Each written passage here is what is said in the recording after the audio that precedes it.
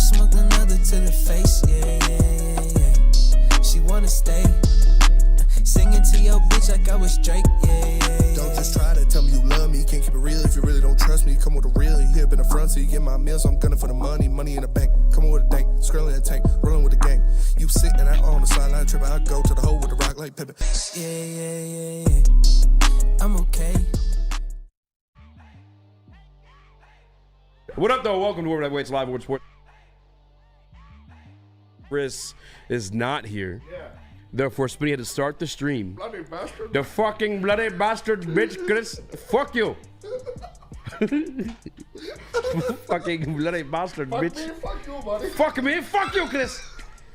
We also got Silent Mike in the building. Shout out. I know you guys really hearing Mike speak. He actually has an Indian accent when he speaks. I'm just kidding. Shout out to Mike. Lions win, though, baby. Yes, Big sir. win. Yeah. Just absolute insanity. We're going to get into all that.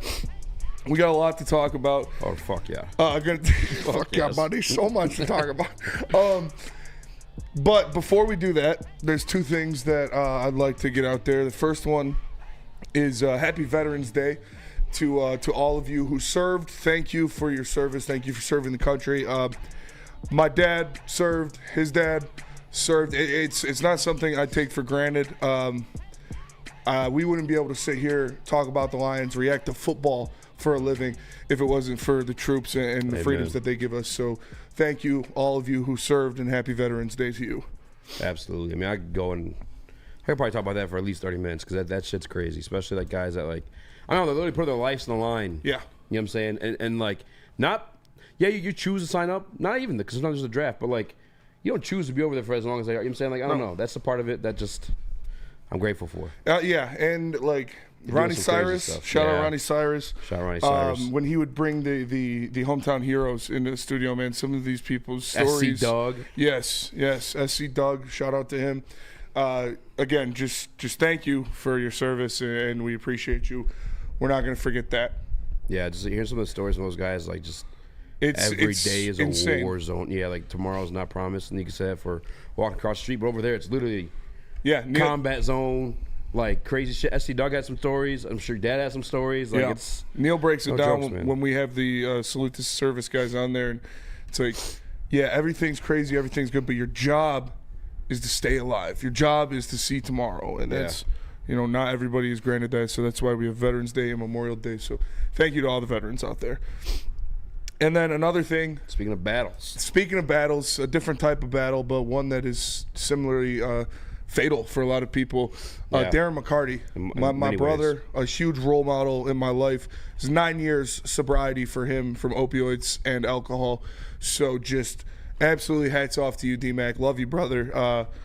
You deserve everything, man. You're the coolest, nicest, just most genuine individual I've ever met and had the honor to work with. You were a legend before I knew you, and now knowing you and becoming brothers with you, it's awesome, and I'm so proud of you. 9 years is insane.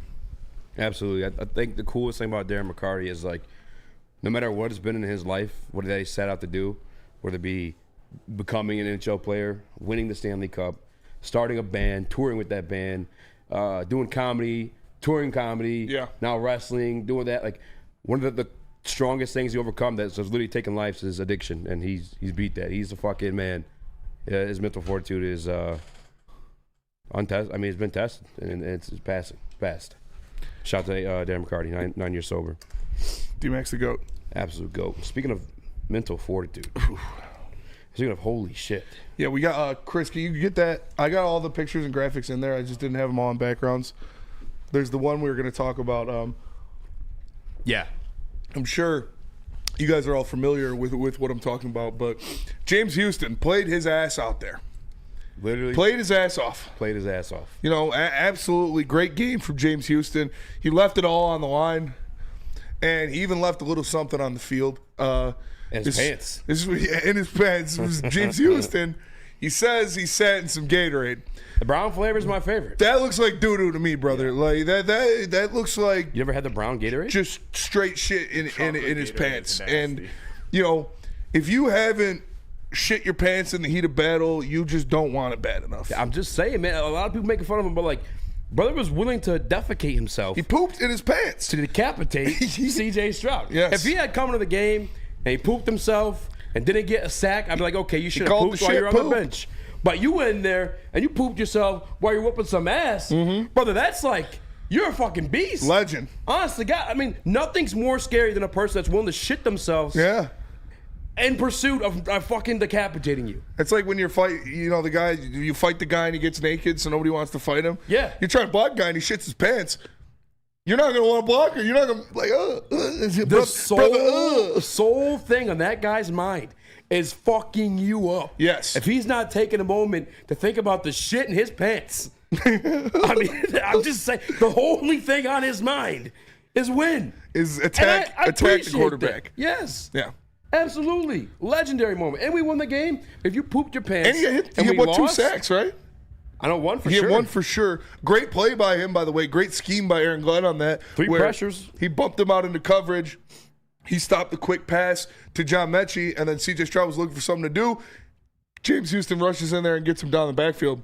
15 snaps, a 37.5% quarterback pressure rate by Poopy Pants Houston. I'm sorry, that sounds disrespectful. By James Houston, the man who solely had one thing on his mind, went on that field, and was fucking destroying C.J. Stroud, and he did a damn good job at that. I don't care if you pooped your pants. I admire you, sir. He called the shit poop. Called the shit poop. Yeah, shout out to Gun Guy, take your pants off. Do you have the picture? Put the picture up? Yeah, we threw the picture up already. There's no brown Gatorade. Just saying.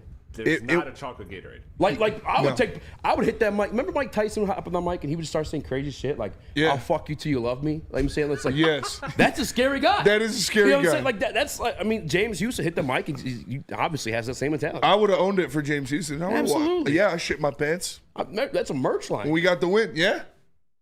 The if same way your pants is cool, call me Miles Davis. The way you have Brian Branch on your shirt. Shout out. I'm gonna reach out. I'm gonna get poopy pants shirts. Poop pants shirts? I'll wear poop pants. I'll wear. Fuck yeah. We should just make pants with poop stains in them. Yeah, I'm down. Fuck it. I'll shit my pants right now if it means winning the goddamn Super Bowl. If the Lions, if it meant the Lions won the Super Bowl, I'd shit my pants every day for the rest of the year. Now my question is, they gotta close the door because we're talking about some crazy stuff. See? Oh yeah, there's a child. Well, the kid's like, I put my pants in. Yeah, he's not too far removed from shitting his pants, so he can understand what we're saying here. I admire. I admire it. The poop in the pants. That is dedication. That is, defecation. play for that's defecation. that is playing for the guy next to you. Not worried about you're wearing the all whites. If you're wearing white pants, white shorts. I've been there at the gym on the treadmill wearing white shorts. I let a fart go. Ooh, I get a little nervous. Now I've never gone full shit in the pants, but I've never had the drive of James Houston. He's the problem. The problem had an accident. Is that okay? Yeah. The problem had an accident. Yeah. It's equivalent to greatness. I mean, LeBron won his 5th ring. When was the first thing he said in the locker room? Shit stank, don't it? Yeah. He probably pooped his pants. Dude, Fred Folson says it was dirt, not shit. That was Dookie, 100%. I don't know. Was it grass? I don't remember. We wore all white unis. I didn't see any grass stains on anybody else. Didn't see many grass stains on anybody else. But again, there's no shame in it. No shame. You shit your pants, you won the game. Yeah. At least you didn't shit the bed. You shit your pants. C.J. Stroud shit the bed. I'd rather you literally shit your pants and win than figuratively shit the bed and lose. Yeah. All day. Who hasn't been there? Like I said, if you haven't shit your pants in the heat of battle, you're not trying hard enough. Honestly. I shit my pants in the TD booth sometimes. Something goes wrong. We lose power. I start freaking out. I shit my pants on stream last night. You did? You sure did? If shitting your pants is cool, then I'm Miles Davis. Right next to me. And I've shaken a camera with a fart before. You have. Yeah. So, the shit, maybe it gave him the little extra, like when he went for the, like a Mario jump.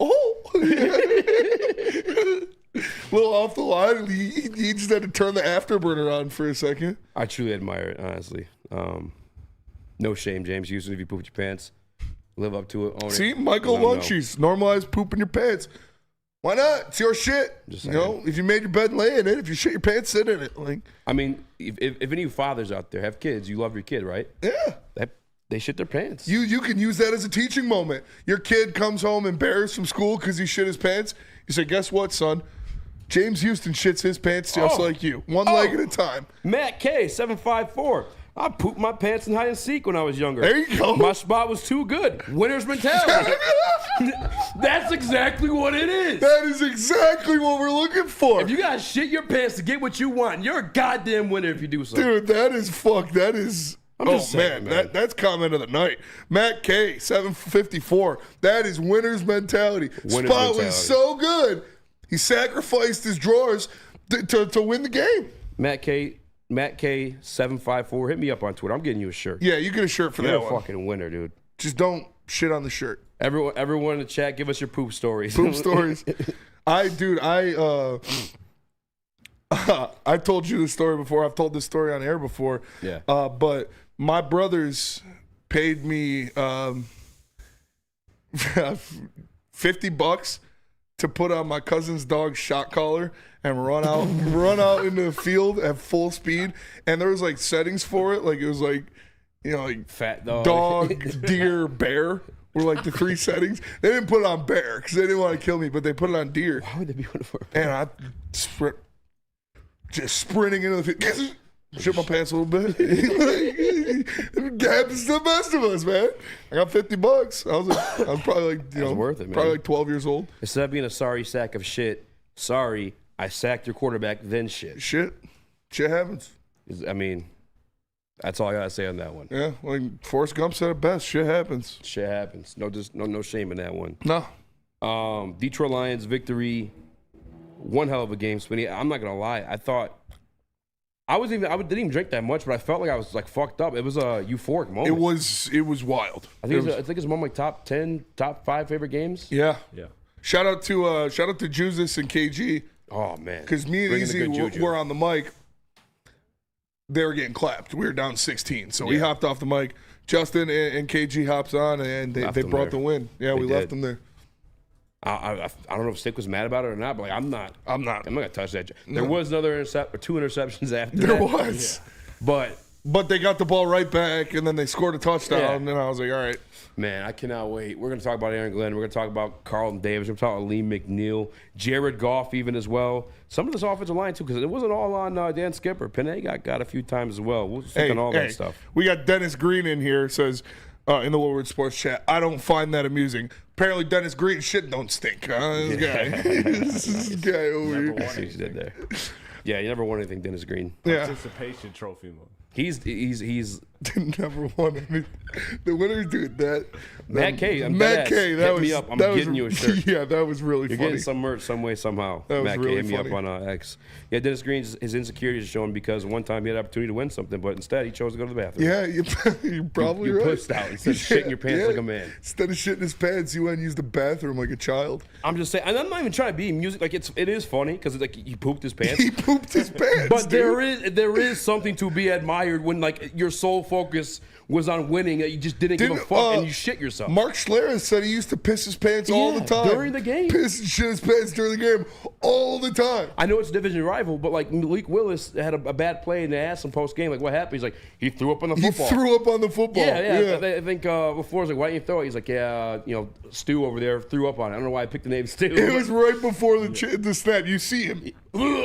There's a video of it's a college player. I don't remember what college it is, but I think it's Tennessee. It's like pre-snap. It's the guard. He's sitting there in his 2-point, throws up right into the dirt, looks up at the defensive tackle and goes, yeah. Like, dude, it's a sign of dominance, man. Really? It really It's your is, body expelling the weakness from it so you can just attack. We talked about it on Friday because or Thursday maybe it was, about the group of primates that like dominate the other and then like they bite the leader's balls off. Yeah. Just that's some crazy shit. Asserting dominance. So you can't reproduce. Spencer, do we got an update on that? The monkeys, they caught one. The primate. The 43. They got one of the 43 test monkeys that were released into the wild in South Carolina. I saw in a week, they caught one. 42 monkeys in South Carolina out on the loose. I saw a meme from Batman. And it's like they expect one of us to never catch your brother.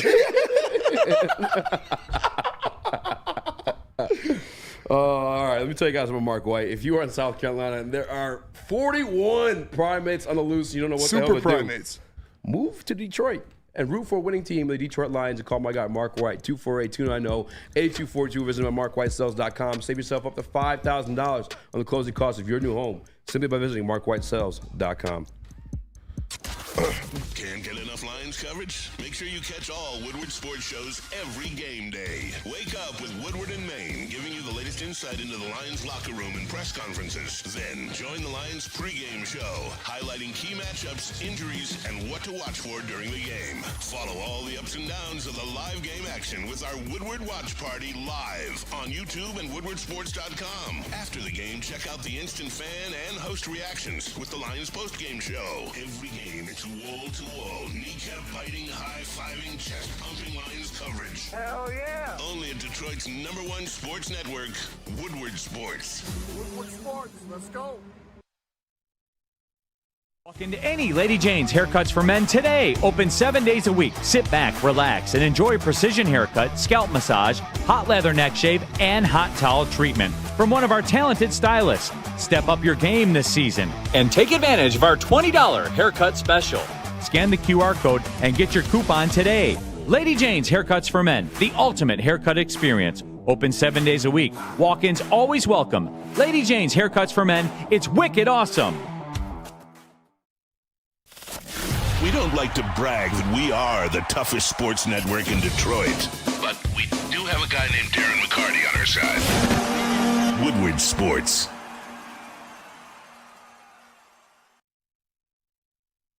Bonus fans, don't miss out on expert sports injury insights with Dr. Jeff Pierce of Michigan Sports and Spine.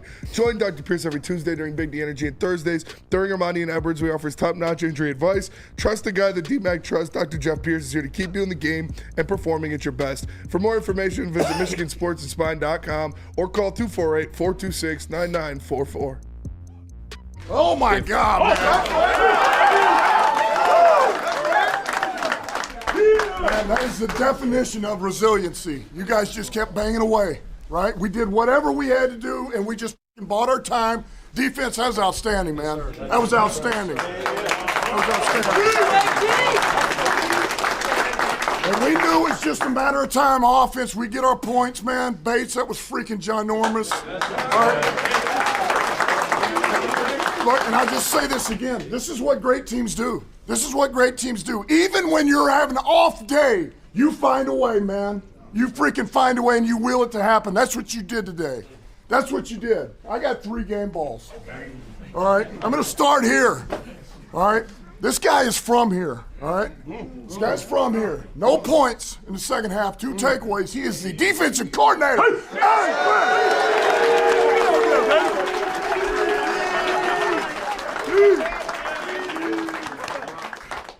I love this team! Defense, 4 tackles, 2 picks. CD! 2 picks! I just want to say one thing, man. I swear to God, every game I'm coming out here and giving y'all my best, man. Like, I don't give a what's going on. Whether we down or we up, y'all got me. Y'all got me. Last but not least, 2 field goals, one on 58 yards, the other one a game winner, 52 yards, 2 extra points. Mr. Bates! Hey, good win. Shout out my boys, Jack and Hogan, man. I love you guys, and man, I'm just so happy to be a part of that operation. Love you guys. Break it down, man. Hey, if that ain't a lesson, it ain't over till it's over. That's what it is, boys. We're the fight all day. We're fucking different. We're fucking different than all 31 in this league, all right? Way to fucking go. Win on 3. 1, 2, 3. Win! Oh, man. They not like us. Oh, they not man. like us. That gets you going. If that doesn't get you going, oh, man. It really you might does, shit your bro. pants. I mean, honest to God, we did. Like, Jared Goff went out there Literally and figuratively shit his the bed. pants. Shit the He bed. shit the bed. Yeah. And there's not a fucking tougher team. I mean, Jared Goff said it on the money right there. These other 31 teams are not like us. No. Whatever form of he's absolutely fucking correct. He is. There's 5 turnovers. I saw the quote actually from Lions on Tap before hopping on there today. They talked about it. Jerry Jones was like, you can't turn the ball 5 overs and expect to win. In Detroit, you can. Yeah, clearly. In Detroit, you can't. I look at this. It wasn't game. even in Detroit. It was on the fucking road. On the road in Houston against a first-place team, dog. I look at this. You are playing a first-place team on the road. You get your ass whooped. Both sides of the ball. Get the shit beat out of you for 30 minutes. and you turn the ball over 5 times, and you still win that game, insane. There isn't a game you're going to lose. You're not going to lose another. If you win that game, you're not losing a game this year. It's literally like, how else can you can't run the ball? Your quarterback's getting sacked. He turns it over 5 times. You do nothing for an entire half of football, and you're on the road against the first-place team, and you win. Fucking bloody bitch. That is fucking bloody bitch. Just amazing, dude. Literally different. The only other team in the NFL that could think about winning a game like that is the Kansas City Chiefs. I think 2021, or maybe it's 22, whatever year we had Hard Knocks, and Dan Campbell had that fucking epic speech to begin the season. Yeah. And he's like, I don't care if you got one ass cheek and 3 toes. We will whoop your ass. If you got poopy pants, we'll whoop your ass. But the part that the last night's game resonated with his opening statements on there and his opening statements to the coach were the one where he's like, we'll tread water just long enough. As long as it takes to fucking bury you. Yes. And drown you. And that's literally what they did last night verbatim. You may knock us down or get back up and bite your kneecap. I mean, that's what we fucking saw last night to life. Carlton Davis, yes, too. I mean, like, you might knock us down again, but then we'll get back up. Carlton Davis again. I mean, how insane. Yeah, we're going to talk about him. We're going to talk about Aaron Glenn. But this team, man, this team. Yes. Chris, do you have the tweet about Jared Goff that I put in there? Because this is fucking wild, too. This was tweeted during the game from Master Sid. It's fake. It's fake? Yeah, it's not real. Says who? It's Jared Goff only has one other game with 4+ interceptions. Yeah. Yeah, that guy. Let me speak my truth. I know. Fuck that guy for putting it out there. Fuck everybody who liked it. But fuck that guy for putting it out there. Jared Goff has only had 2 games with 4+ interceptions. One was in 2019, and the other one was yesterday. Was he 2-0? No, one he lost, and then he won yesterday. Well, Jared Goff, in games where he throws 5 interceptions or more, he's undefeated. So that's right where they wanted him. No, but you saw it in Goff at the end of it. You know how much that game meant to him? That his boys were there to pick him up after by far the worst performance of his career. After he's been playing the best football he's ever played, he's MVP caliber. He goes out there, and like you said, he shits the bed. Yeah. And they pick him up. You saw it in that speech at the end. He said, if that's not a fucking lesson, boys, I don't know what the fuck is. Nah, you're right. That shit's awesome, dude. I love that. I mean, the craziest part about it, too, is, you can nitpick his interceptions. I really only feel like 2 or 3 were, on him. Yeah. One was an arm put at the end of the half. The other one was a fucking freak accident. That was weird as shit. I mean, Penei Sewell. But, that's what I was going to get to that anyway. Everybody in this game kind of had their fair share of getting dominated or beat on reps, Penei Sewell included. That beat, straight beat. We've seen that multiple times. Jared Goff actually could have thrown 6 interceptions on Penei Sewell getting hit by a spin move on Deion Hunter. It's just that Derek Stingley dropped it, and then the one he had against Nico Autry where he just got the hand on JG while he's throwing it forward, that ended up being intercepted. One hell of a play by the Texans to make, but everybody got beat at some point, and they still kept fucking moving along. And I think they were asked either at halftime or after the game about Jared Goff and his that's the thing I love about him most. I've been on record. His calm memory demeanor, of a goldfish, right? He's just fucking calm and delivery every single time. I mean, you may see him fired up and pissed off, and I think he delivers then too. But he just remains himself, and I think you have to do that in the midst of fucking chaos like that. Yeah. Bullets are fucking flying. If I'm able to look at you and tell you, hey, this is how we're gonna fucking get on track. This is the fucking game plan. It's gonna be delivered calm, clear, and directive. You know what you're gonna do. You know what you have to do to get done. It was impressive, and in that first half, you saw, he was seeing ghosts. He was hearing footsteps because the offensive line was bad. Was very bad in that first half. They were getting abused. They were getting beat. They were getting right after Jared Goff. They were hitting him. They were beating him up. Yeah. But then in the second half, you saw Jared Cool come back out there, sitting back in the pocket, calm, boom, delivering the ball, calm, on point. You saw a couple screens, one to David Montgomery, and then the touchdown to Amon-Ra St. Brown, where he just sat back there, didn't do a 7-step drop. It was just a quick hip turn, boom, ball out, and they were getting it down the field on that Houston defense. Props to Jared Goff, because a lesser man would have folded. He would have crumbled under that, because awful game for Jared Goff, flat out. But they went out there, and he, like I said, memory of the goldfish. Yeah. He took them down the field when they needed to, and they won the game. Second most pressures seen all year. I think it was 38%. And it was coming from 4-man rushes. And I think there's 12 quarterback rushes in total on them. 9 of them came from Deion Hunter. on Dan Skipper specifically. Yeah. And then he had the one against Pineda we talked about. Nico had one. I mean, they're coming from everywhere. That Texans defensive line came as advertised, and it wasn't a good game to be missing Taylor Decker, but it didn't matter. I mean, I saw this morning Shannon Sharp. Actually, I just saw a clip. I didn't watch it this morning because I don't watch that shit. All they talk about is the Cowboys. How are you going to sit there and give coverage to a team with a backup quarterback and a loser wrecking? Blows my fucking mind. Yeah. But anyway, moving on. Shannon Sharp was like, I just don't know if I could say they're going to be Super Bowl champion yet. Like, what if this happens? What if that happens? Then he got called out immediately. They lost Aiden Hudson. Yeah. Like, arguably the best defensive player and in football this season. He was the best player in football. And they go, well, what if they lose this guy? Well, they lost Taylor Decker. Yes. They lost Jamison Williams. Mm-hmm. We lost Brian Branch. Like, this team is the toughest team in the NFL, and they've overcome every single challenge they've gotten to face. Yeah. Name another team deal with the same issues, or like, I mean, you could ask the same question for anybody, first and foremost, but like, we've been tested with that. What if Shannon Sharp didn't dress like a 45-year-old lesbian? Like, we'll never know, you know? So, Bloody Rich. Bloody Rich. No, shout out Unc Shay Shay. But it's, they're battle tested. Yes. They've been to almost the mountaintop and choked it away. They've lost, like you said, their emotional leader on defense, the best player in the NFL at that point in Aiden Hutchinson, done for the year. Brian Branch kicked out in the middle of the game. Yeah. Jamison Williams has a target on his back, and they just keep chugging along. The machine keeps going, and we're going to talk about this coming up next. But now they got a kicker. Yeah. Now they got a kicker, and now with that rule, they only need to go 30 yards to score a point. I mean, I wish I would have ran it one more time, just for me personally. But they got it. That thing was in there by fucking the 3 hair inches. on his nuts. That was in there by fucking erect Chris. The skin on his teeth. It was a lot. It was a big gap. It was a big gap. Yeah, man, just crazy stuff. But we're gonna go to break. We're gonna come back. We're gonna talk about Master Bates, Pastor Bates, and what he did that just welcome to Detroit sports immortality, Jake Bates. I'll tell you about the pregame show. It is live every home game at Second Best Bar Detroit, 42 Watson Street. So make sure you go check it out. It is sponsored by Tullamore Dew Irish Whiskey, Les Stanford Chevrolet, and Sabbath Coffee Roasters. You got Woodward and Maine with Broder and Terry. I was TDing it this morning.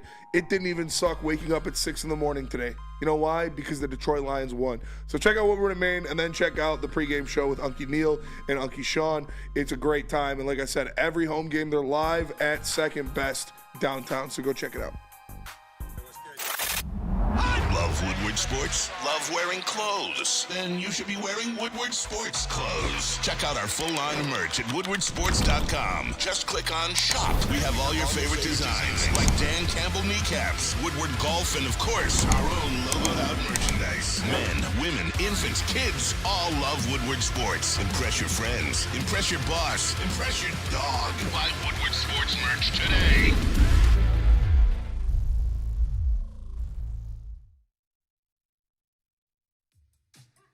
How do people feel about getting a Planet Fitness membership for $15 a month?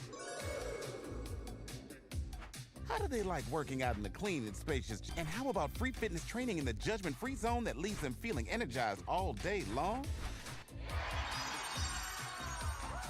Join Planet Fitness today with the free PF app, online or in club, and start getting that big fitness energy for $15 a month. Is that an octopus in your pants, or are you just happy to see me? See what I did there? Go Red Wings! From Octopi Experts Woodward Sports. Since 1996, Feldman Automotive has been driven to provide you with a fast, friendly, and convenient car buying experience known as the Feldman Advantage. There are Feldman Chevrolets all over the place. There's one in your backyard. Make sure you check us out in Novi. We were there this morning at Feldman Chevrolet of Novi. They are Michigan's #1 Chevy dealer. It's Feldman Chevrolet. Hello and welcome back to Woodward Heavyweights live on WoodwardSports.com. I'm easily joined by Spinball Rex and Chris Silent Mike. Smash the like button, be a good friend, and tell a friend, buddy, okay? Time to get into it, okay? Because Lions got punched in their faces. They said, "Fuck you, bloody bastard, bitch!" And they fought back. And they told the Houston Texans to go fuck a goat. Precisely, and that's what they did. But look that ass up. That game And credit to Texas, they did start off hot and they did their thing. But like a lot of those points, like a lot of those turnovers, were supposed to be scoring opportunities for that team. They did score, but they only scored 3. And that's because this fucking man. I don't know where you want to go with Jake Bates with this one, but Aaron Glenn. Yeah. The way you guys are singing the folklore of Jared Goff, and it does deserve some praise, absolutely. Aaron Glenn needs the same fucking song. Aaron Glenn. I want to hear that. I mean, what the fuck, man? Are we sure that Ben Johnson's the best coordinator on this team? I don't know anymore. Aaron Glenn is a man amongst boys when you look at defensive coordinators in the NFL. What he's doing this year, losing your first-team All-Pro, your defensive player of the year, a guy that could have been an MVP, depending on if he would have kept playing the way he was, he would have been an MVP contention, Aiden Hutchinson. Dude. You've got a rookie out there that you're starting, just giving to the dogs. You got a couple guys that you brought in to play in that secondary, and it has meshed since game 1. And then the pass rush. Ali McNeil looks like a new man, dude. It's Aaron Glenn, what he's doing, how he's designing these blitzes. I talked about the one for James Houston where he bumped James Houston out into coverage. He stopped the quick pass to Mechie, so C.J. Stroud had to second-guess his throw, and then James Houston busts in there and fucks him bloody. And it was fucking bloody. It was a great play call by Aaron Glenn, and he has just been absolutely on point these past couple games. It's insane what he's doing. I mean, it's funny talking about fucking them bloody. They were wearing all red too. They were blooded out. But yeah, Detroit Lions. I think I'm back. At least my audio. I don't know. You guys tell me. I don't know. You guys could be late. I don't know. But yeah, 4 turnovers because I'm not really counting their arm punt at the end of the half. That one doesn't really count for me. Those, like, you're not supposed to come back from those because teams typically capitalize and score points in those. And the Texans did. But they're allowed to score 3, and they're already in enemy territory. That honestly could have arguably been, if we had like those 3 points go the other way, could have been another blowout on the road against a contending team, like for the Detroit Lions. It should have been a 3-score game. But Aaron Glenn, once more. And by the way, you got this brand new gift as Zadarius Smith. You got a brand new toy. I can't wait to see Aaron Glenn get his hands on it and manipulate it and put him in however he wants to be too. You did it without him as well. Yeah. Like that's just, it's insane to me. This defense is so young that like you have a 7-year vet, which is. You're only on your second contract, but I guess the gray beard of the bunch in terms of like our defense. No, I guess for sure. You got DJ too, but like everyone's pretty young for the most part, and have that mental fortitude to keep on fighting. I mean, they got a little tired at the end of the second half, and you let the first touchdown go within 2 minutes of the entire season.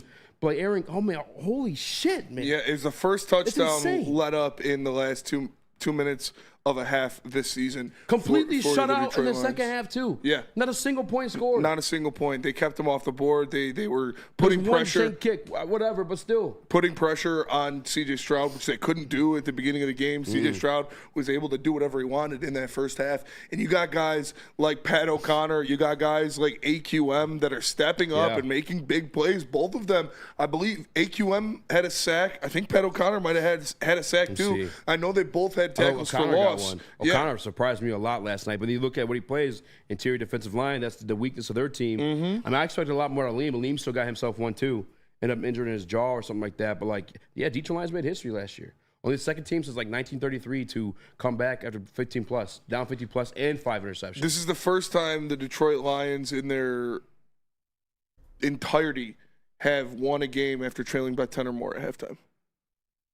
I mean, it's the Dan Campbell era, right? Just all time? No, all time. Oh, wow. And it's just amazing that they went out there and did that. And Aaron Glenn and his defense, they were absolutely cooking in the second half. Yeah.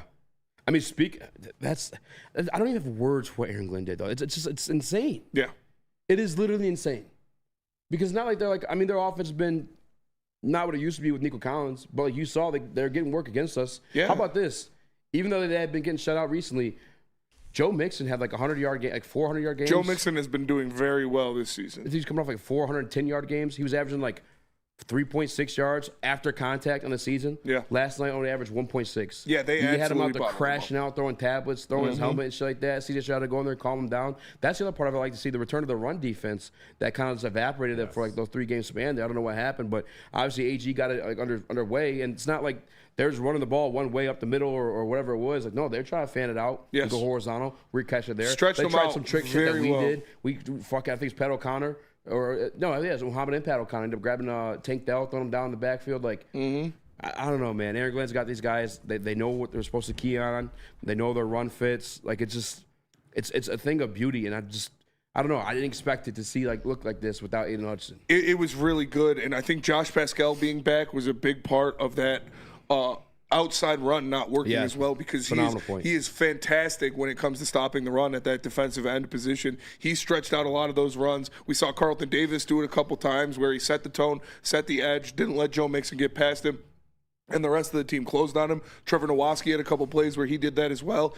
That Lions rush defense is what we've seen out of Aaron Glenn defenses for 2.5 years now. It's what we expect an Aaron Glenn defense to do, is how they stop that run against Joe Mixon. And you needed to, because C.J. Stroud, when he had the run working, he was back there, and he had been picking people apart the past couple weeks because Joe Mixon was doing whatever he wanted. So the Lions got in there and they shut him down. It was beautiful. Yeah, and real quick too, just because we're talking about the defense, and we don't have it on the prep sheet specifically, but the end of the play or end of the game play by Terron Arnold, a hell of a play by him, and not pass interference. Yes. You can't fucking run your route and stop in the middle of it and then cry like, woe is me. Like, fuck you. No, like, he's running behind you. You can't just stop and just fucking, like, yeah, of course he's going to bump into you. That's the laws of physics. You're an asshole for doing that. But then Alexander Lloyd was there to block that ball down either way, even if he had gotten there on time.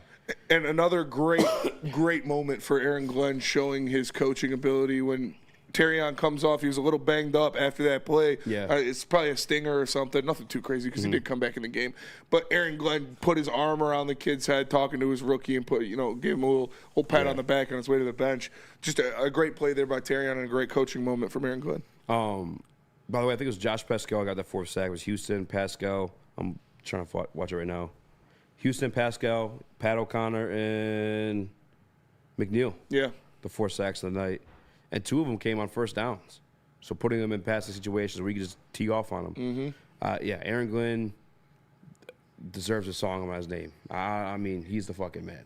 I don't know what more I can say about it, to be honest with you. No, there's nothing more to say. I don't even fully understand that. I got to watch the tape a little bit, but it's insane. Yeah, there's nothing more to say. This guy has been cooking this year. He got his pieces, he got his weapons, he got guys that he wants in there. He lost a couple of them, but he's still cooking. And I think the rock of this defense really has been the middle all the way through. All 3 levels of the defense, the middle of it. Yeah. When you look at the 2 interior defensive linemen with Reeder and Ali McNeil, you go to the linebackers of Campbell and Alex Anzalone, and then the safeties in Brian Branch and Kirby Joseph. They have all been playing lights out for the Detroit Lions this year, and it's making everybody's job on the edges easier for them, since you got that middle locked down from those 6 players who are 6 of the best 8 players on your defense. Like, it's insane.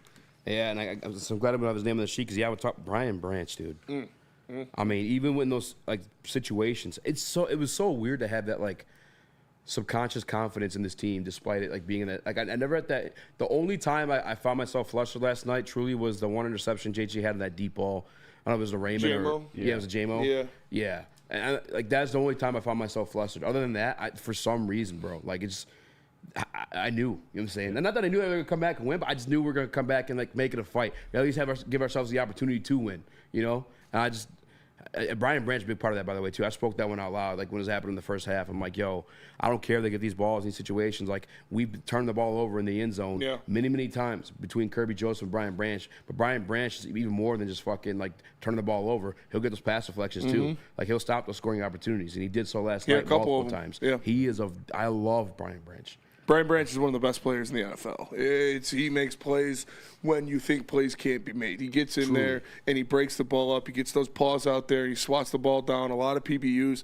And you talked about him a little bit, but the Graybush, man, Carlton Davis. Yeah, man. You heard him there at the end of the speech. He got one of the game balls, and just talking about being there for his guys all the time, always ready to go. That is some mentality. He is the Graybush of that secondary. He is the veteran in that secondary. He went out there, dog. He had 2 interceptions. The first one, beautiful read. Absolutely read that play. Read C.J. Stroud's eyes. Made a break on the ball and got it. The second one, he looked like Parker Meadows. He came from 20 yards away after C.J. Stroud threw it.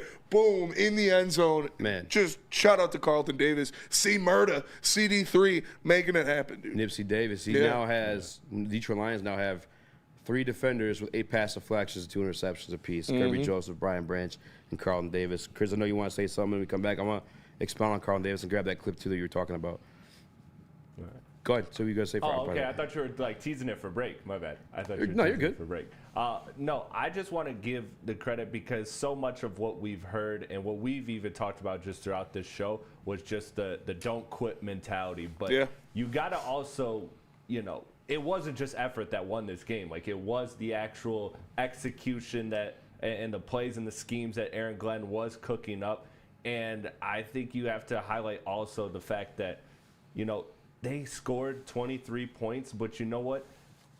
A lot of that came from the offense putting the defense in tough positions too. 100%. So I mean, really, it felt like this defense let up like 1 touchdown. That's it. Like, it felt like it felt like the score, Houston should have had only 10 points. It was really, that's why I always had confidence in the game, because it felt like the defense was there forever, and we just needed the offense to come alive. You just needed to buy enough time, and it did. So I wanted to highlight. Also, I wanted to highlight. He had a couple good tackles too. I know he had that penalty, but the guy who plays special teams, is it Neiman or Newman? I'm blanking on his name. Ben Neiman? Yeah. Ben Neiman. Bro, how about the speaking of special teams tackles? Too. Bro, Sione Vaki. Didn't even have a running start. It was like in the midst of being blocked. And just took out 2 of them things. Tackled 2 people at the same time. And Insane. absolutely cracked that dude. That was fucking wild. It was loud. Man, Samoans, man.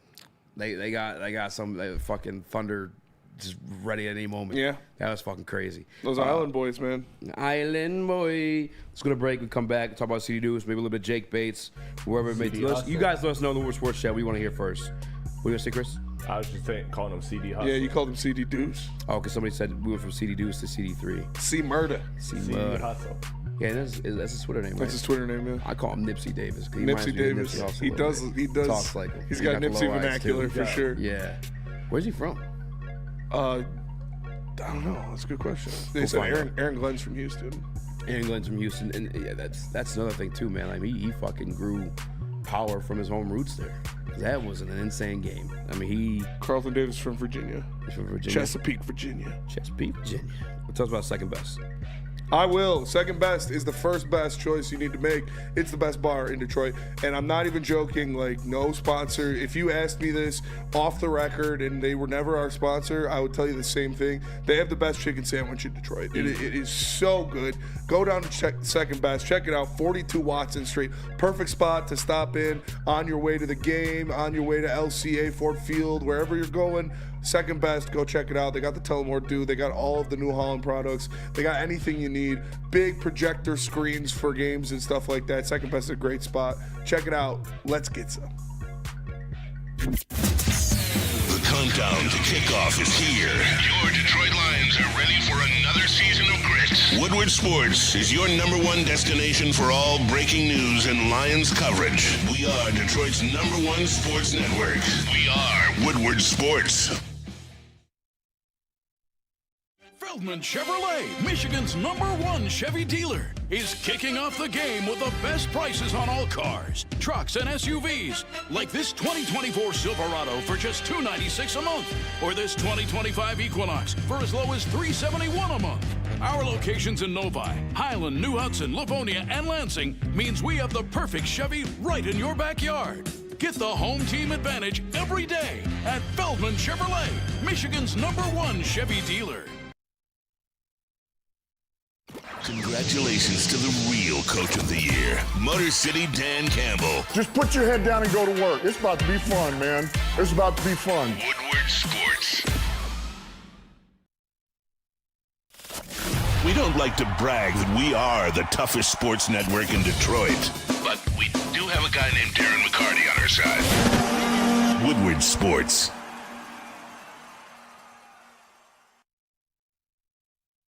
Break. Tequila is the best tequila in the game. Proud partner of the Detroit Lions and Woodward Sports Live Lions watch parties. Make sure you tune in for all those electric games, just like last night. Every single Lions game live at Hayes Social with 1800 Tequila, the smoothest tequila in the game. Get your custom-made Lions Blanco bottle, and please, as always, please drink responsibly. Responsibly. Responsibly. What up, welcome back to It's live on sports.com. I'm Joe by Spinmore Raxter. Chris Nicholas Koloff is not here. He is in the hot dog suit. Come Wednesday. Maybe figure something out for him. We got Silent Mike in the building. Smash that button, be a friend, tell a friend, and share the stream. Chat, you guys let me down. So pick Carlton Davis or Jake Bates. And with you guys not fulfilling that, Spinny, I'm leaving it up to you. Let's talk about Carlton Davis. Let's go, man. Chris, I sent you a video. If you do, give me let 1 me know. second. Yeah, go ahead. Spinny, man.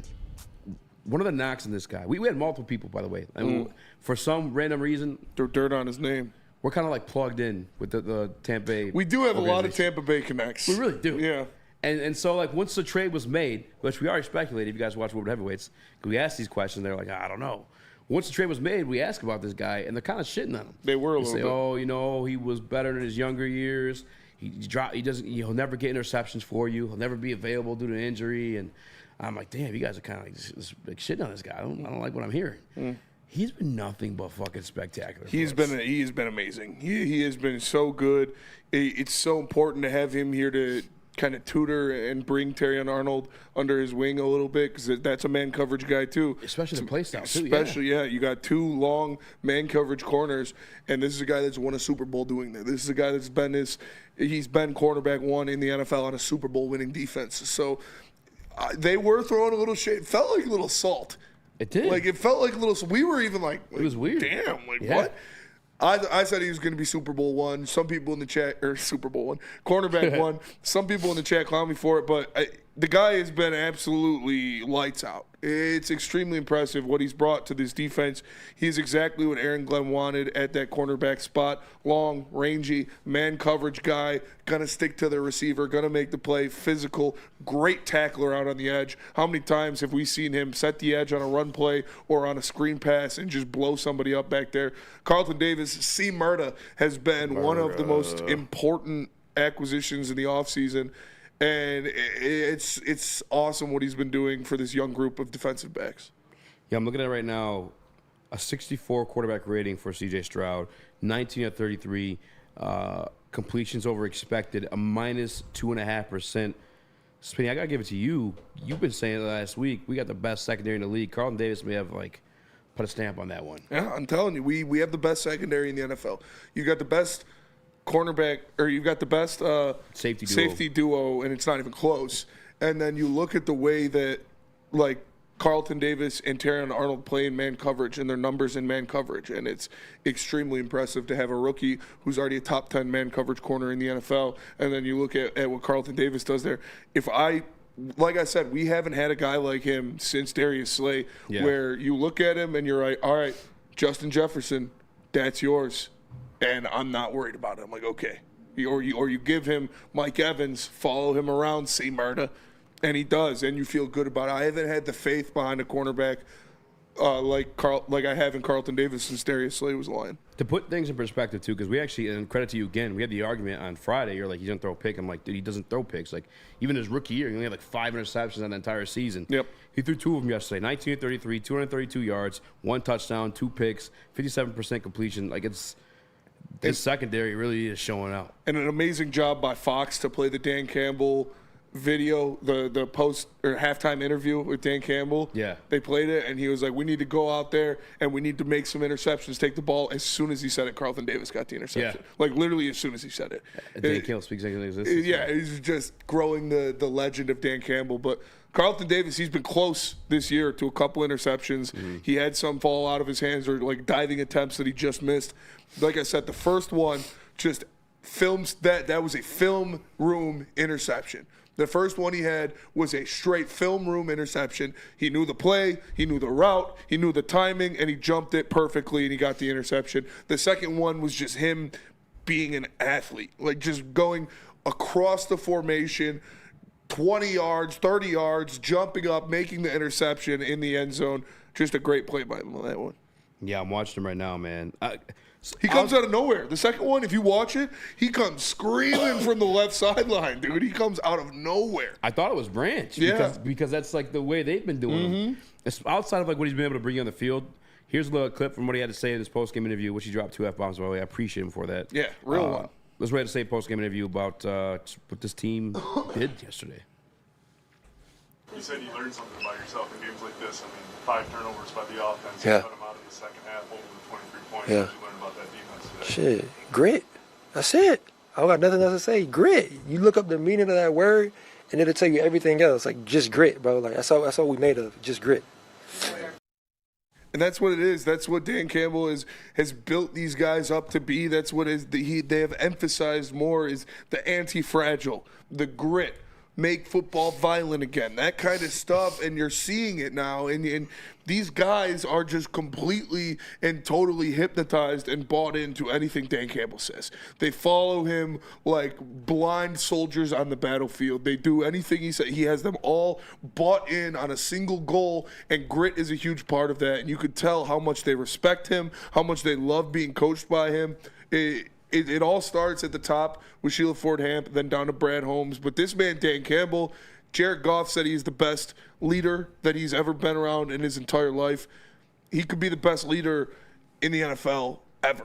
Like, the way he motivates these guys. These are not even just the young guys. Obviously, you got Dan Campbell, new regime. It's easier to get the young guys on board, especially when you start winning. But when you're bringing in a DJ Reader, a David Montgomery, a Carlton Davis, and now a Zadarius Smith as veterans who have been around the league and have been around different coaches, and they're buying in just as much as your 22-year-old rookies, that says something about your head coach. And it's awesome. We saw Zadarius Smith on the sideline coaching up some guys. He had the tablet in his hand, talking to Pat O'Connor, talking to AQM, talking to the guys, saying, all right, when you dip a little bit, get him off his heels and pop him in the chest, like giving him little pass rushing instructions, and he's already bought in. You heard his post-game interview. He's like, man, I really wanted to fucking be out there. Bro. But that's why I respect these guys, because they care about the players. They wouldn't let me out there. These guys, it's literally a team of destiny. And I don't know if it's like accident by design or what, but like now you got a guy like him, knowing what he's done in this league at a Pro Bowl level, chomping at the fucking bit. Like, imagine being him, know what you can provide for this team. Because at times we weren't really getting pressure, but know what you can provide, and just watching this team come back, and you're not a part of it outside of like helping out, giving advice. Like, he is fucking chomping at the bit. He cannot wait to get on this field. I can feel that passion. I can feel that energy in that post-game interview. He cannot wait to be part of this Detroit Lions. I think him being withheld from that game strengthened that even more, and I can't wait to see him on the field now. Now he's going up against a backup quarterback in Jacksonville. And who has a backup tackle because they traded the other guy to Minnesota. Terrible offensive line and a backup quarterback. Who even is there? Mac Jones. Mac Jones. They got your boy. They got your boy on fraud charges. Mac Jones. That's your man. That's your man. I expect Zadarius Smith to eat. He's got Mac Jones. You got Flacco or Anthony Richardson. 2 times Caleb Williams. Decker may be back for this Sam one, too. Darnold without Christian Darrisaw. Like, he's going to rack up some sacks in these games, dog. 5 of them things. I'm excited. I think a key moment for me, and just knowing, like, because ever since we talked about the Rasheed Wallace, like, I just see it more and more. And the most Rasheed moment of this whole of Zadarius Smith so far in the Lions' tenure was when Aleem, remember, he got hurt. He sacked, but that was when he hurt his jaw. Yeah, that was weird. And then Carlton Davis. Zadarius Smith was there. Oh, yeah. And he was just like dapping him up. Like, Aleem's trying to get right. He's trying to get healthy, and Zadarius is just like talking about gassing him up, and then starts like coaching him. And bro's like, hold on, dog. Like, my jaws hurt right now. Yeah, I knew like exactly the pain that Lee McNeil was going through. He's like, he's like pulling his ear, trying to pop his jaw. Well, because it feels like your jaw's broken. Like, is my jaw broken? Like, no. To this day, my shit's fucked up. Yeah. Can't eat big burgers. I can't. I gotta cut the bitches up. You can't eat big burgers? My shit dislocates. Like a snake? I'm an absolute blaze. Yeah, but Zadarius, he's going to fit right into this team, to what they're preaching. And speaking of preachers, Jake Bates, the man with the biggest balls in the state of Texas right now. Yeah, dude's just another guy from Texas. Yeah, another guy from. He was a brick salesman in Houston. White tan bricks from Jake Bates. bricks. Pastor Bates, he was carving out Bibles and putting the bricks in there and moving them around. We got to talk about Jake Bates. AI. Whoever knows like the best AI site, we got to make Jake Bates. Yeah, one of those pictures or one of those shirts where it's like a graphic tee. It says like Pastor Bates, and then there could be like a picture of him on it like this. Picture of him with a brick. That would be sweet. Let's go to break. We're going to come back. We're going to talk about the Legatron in Detroit and Jake Bates. But first, let me tell you about Les Stanford. What happens when you run a great business for over 50 years? You expand and offer more products to more people. That's exactly what Les Stanford did by adding Les Stanford Buick GMC. The same great service the customers come to know and trust. I'm Woodward Avenue, just south of 9 Mile. Check out Les Stanford in Dearborn and Dane. Find the brand you want at lesstanford.com. Les Stanford, together. Let's ride. It's bear hunting season, and Dan Campbell is hungry for some kneecaps. If you can just get a hold of them and you start dragging their ass out to the deep, dark abyss, you can drown them. The Kings of the North are back for another year of the brand new Lions. Make sure you're locked in to Detroit's #1 sports network for all the news and info on your Detroit Lions. Woodward Sports, let's go. Stop searching for a vehicle and start finding one. Les Stanford Chevrolet Cadillac makes it easy. We harness the power of multiple dealerships and own the biggest selection of GM brands in the area to get you the car you need. With the Les Stanford Group, you'll have access to 4 different dealerships, providing you with more makes, more models, and more choices. We're connected to more than 1,000 vehicles, and with so many high-quality CPO vehicles available, you'll find new car quality at pre-owned prices. You can start and end your search at lesstanford.com today. Is that an octopus in your pants, or are you just happy to see me? See what I did there? Go Red Wings! From Octopi Experts Woodward Sports. Congratulations to the real Coach of the Year, Motor City Dan Campbell. Just put your head down and go to work. It's about to be fun, man. It's about to be fun. Woodward Sports. Soroki's Crispy Chicken and Pizza now has signature wings for a limited time only. You can try them all and choose your favorite, 7 different flavors. My personal favorite is the spicy garlic, but you can try them all for yourself and choose which one you like the most. Find a Soroki's near you. Go to Sorokis.com. Man, people get paid on Detroit Lions organization. Mm-hmm. They might have to start talking to Carlton Davis' agent. I'm just saying. I mean, they should. I wouldn't mind them extending him for a year or two. Like, I love Terrion, and I do believe Terrion will grow. I think it's as simple as playing the ball versus the guy. Yeah, for sure. He's a rookie. But, like, why would you? I mean, we haven't had that in forever. It's coming up clutch in big games. I mean, I wouldn't mind seeing a 2-year Carlton Davis extension. Absolutely not. Yeah. Beyond that one, I mean, go back to the Seattle game, and I know that was a fumble punched out by Jack Campbell, but he picked it up, brought you right to the red zone. Yeah. As a close game, you end up winning. And then yesterday too. Speaking of people getting paid, speaking of 2-year extensions, a guy they signed to a 2-year contract in the offseason. Johnny Sins. Pastor Bates. Jake Bates out there kicking 2 50-plus yard field goals, 1 to tie, 1 to win the game. Both of them missed by a combined 6 millimeters because it was they both kissed that goalpost, man. Just absolute ice in his veins. Pastor Bates getting it done. 4th and Chris for sure. Full match. How do you feel about Master Bates stepping up? Now another game-winning field goal because he had one earlier this year already. We got a kicker again. Yeah. Remember when we didn't have a kicker for 5 years? I think that's the longest game-winning field goal, or at least the most 50-yarders since both Jason Hansen and Matt Prater. And if you think of Detroit Lions lore, those are the guys. Like, those 2 guys have been like the best kickers. I know there's one other guy that had a club foot or something like that Matt was telling me about, but that's in the 50s. That's before he just swinging like a pendulum. Yeah. You know what I'm saying? But they brought him on the field in an iron lung. I mean, dead ass though. I mean, this guy, and the crazy part about it too is he is.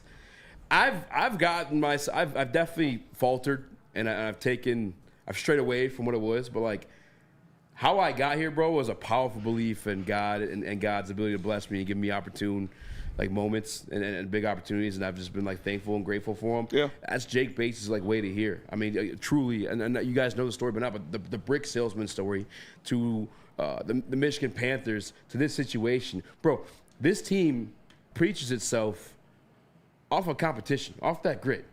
They didn't sign another kicker for him to compete with. Yeah. They must. I mean, my guy must have told Dan Campbell, like, hey, this the one. Like this your guy right here. Even last night, he had a third down. He could have went for another something at least, bring it a little closer. No, they told Dan Campbell we're good. Yeah, 4th and Chris, we're gonna get this one. 4th and Chris, we got it. I actually didn't think the kick was that close. I thought it was. I thought it was in by a lot. I wasn't too worried about it. And this isn't like Mads covering the freak show, bringing out a dude with a club fit. Yeah. Watch the amazing man with the club foot kick an oblong football through a 40-yard up post. Like, no, this is a guy who literally was selling bricks in Houston, 2 years ago? But that's what I'm saying. Now like, he's kicking game-winning field goals. It is team of destiny. Like, here you go. Here's a good kicker off the scrap heap that, oh, by the way, he's playing in your backyard. Like, he's playing in your stadium for another league. And again, don't wish injuries upon anybody or anything like that, but Riley Patterson goes down with an injury. What are you doing right now? What? He did, and then Jake Bates stepped up and took his job. Divine intervention. That's what I'm saying. But no, the point I was getting to though is like people who live with that purpose though, like they're like, and this is not to make it like super religious, but like people who live with that purpose, like I'm only here to serve God type shit, is like nothing phases them because at the end of the day, like they just know the big man's got their back. So like I think the reason why he's so cold blooded in those moments is like it don't phase him. Yeah. Make this kick, miss this kick. Like I know my purpose here is to serve my guy. Like, that's why that moment he's cold blooded. Yes. Pastor Bates, he don't care. No, he's knocking it through. He knows it's already in God's hands. It really is. And he is the holy leg. And like I said, there was a specific turning point in the game yesterday. If you were watching, they put on like a 45-second JC commercial where nobody knew what it was. It was a bunch of like black and white images of like people yelling at each other. Girls fighting. Yeah, and then it was like Jesus loves us, all of us, and it was like I've never seen a hype commercial for Jesus Christ before. And then it showed Pastor Bates. But yeah, Jesus rose on the third day, and the Detroit Lions rose up in the third quarter. Pastor Bates out there kicking 2 field goals to tie and win the game. We had the Lord on our side. We weren't going to lose this game. I mean, Pastor Bates, he's a beast. Remember at training camp, I think you were there for that one. I was trying to tweet out like updates. He was kicking like a 60-yarder, and then he went and took a James Houston. Yeah. The porta potty came out, and he was making the 60-yarder. Yeah. He had to drop a quick James Houston. Yeah. But like, I remember, all camp, I think you guys remember too, if you pay attention to like the beat, is like, they put him in a lot of those situations. He didn't come through and all of them, at least the ones that are open to the media and whatnot, but like, the fact that he's seen so many of those, like he's just used to practicing those moments. They put this team in those situations at tons of time. Yeah. Amon-Ra St. Brown. I mean, I know we're talking about Jake Bates right now, but just even though he did to get that first down, I called it. Remember that yesterday at the thing? I called when we were down. I think it was a third down. We ran twice. We need to get down the field. I'm like, Amon-Ra first down. Some guy crossed the bar and a black Amon-Ra jersey like, I'm like, yeah, we fucking yeah. Remember when we sealed the deal and won the playoff game last year? Amon-Ra, he is the one you need. That's what you go to. In the end zone, after Dave Montgomery's big run to get in there, who we punched in with? Amon-Ra St. Brown. Broke the official franchise record, 7 in a row. Shout out Herman. Yeah, previously held by Herman Moore, who had 8 touchdowns in his 6-game span. But either way, I regress. I digress. He was a dog. My man was a dog. Herman was different, bro. Yeah, man. I mean, it just this team is truly. I want to call it a team of destiny, Spinny, but like they put in the work. You know what I'm saying? It's not. They're not all blessings. They've practiced these moments. No, they put in the work. They are detail and goal oriented, and you're seeing that in games. The little things they do right, and the situational football stuff that was plaguing them in the beginning of Dan Campbell's career. Stuff that people were saying they should fire Dan Campbell over his clock management and his situational play calling early in his career. And now you look at them, and they're one of the best situational teams in the NFL when it comes down to what they need to do, how they need to execute to put themselves in positions to win. And now with a guy like Jake Bates and with the new kickoff rules, you need a touchback and 30 yards and you're in scoring territory. So a touchback and 2 plays with this Lions offense and you're ready to score. And we saw that to end the game. They did what they wanted on that last drive to move the ball, to give Jake Bates the room, and he knocked it through. Chris? I mean, what more is there to say? What more is there to say on this? Like, it was phenomenal kicking performance. You clearly got God's on his side. And, I mean, no, all jokes aside, it was Jesus loves grit. It was a great performance. Yeah. It was a great performance. It did what he needed to do. Dude. in enemy territory. And real quick, actually, since we're giving shout out my Lord and Savior for sure, first and foremost, but also shout out to you fucking lunatics that hit the road and bought tickets not only to travel, but tickets to the game as well, because in the fourth quarter of that game, it was rocking. You crazy fucks got a false start on a team that was playing in their home arena. At home, yeah. How crazy is that? It's awesome. And Dan Campbell made sure to make mention of that twice now. Yeah. That idiot Nick was there, and he's as bloody crazy. Bitch. He's a bloody bitch, bloody hot dog bitch. He is. He's just a wild fan. Especially, we know how he gets. He's probably up there. I run this city, stuff like that. Yeah.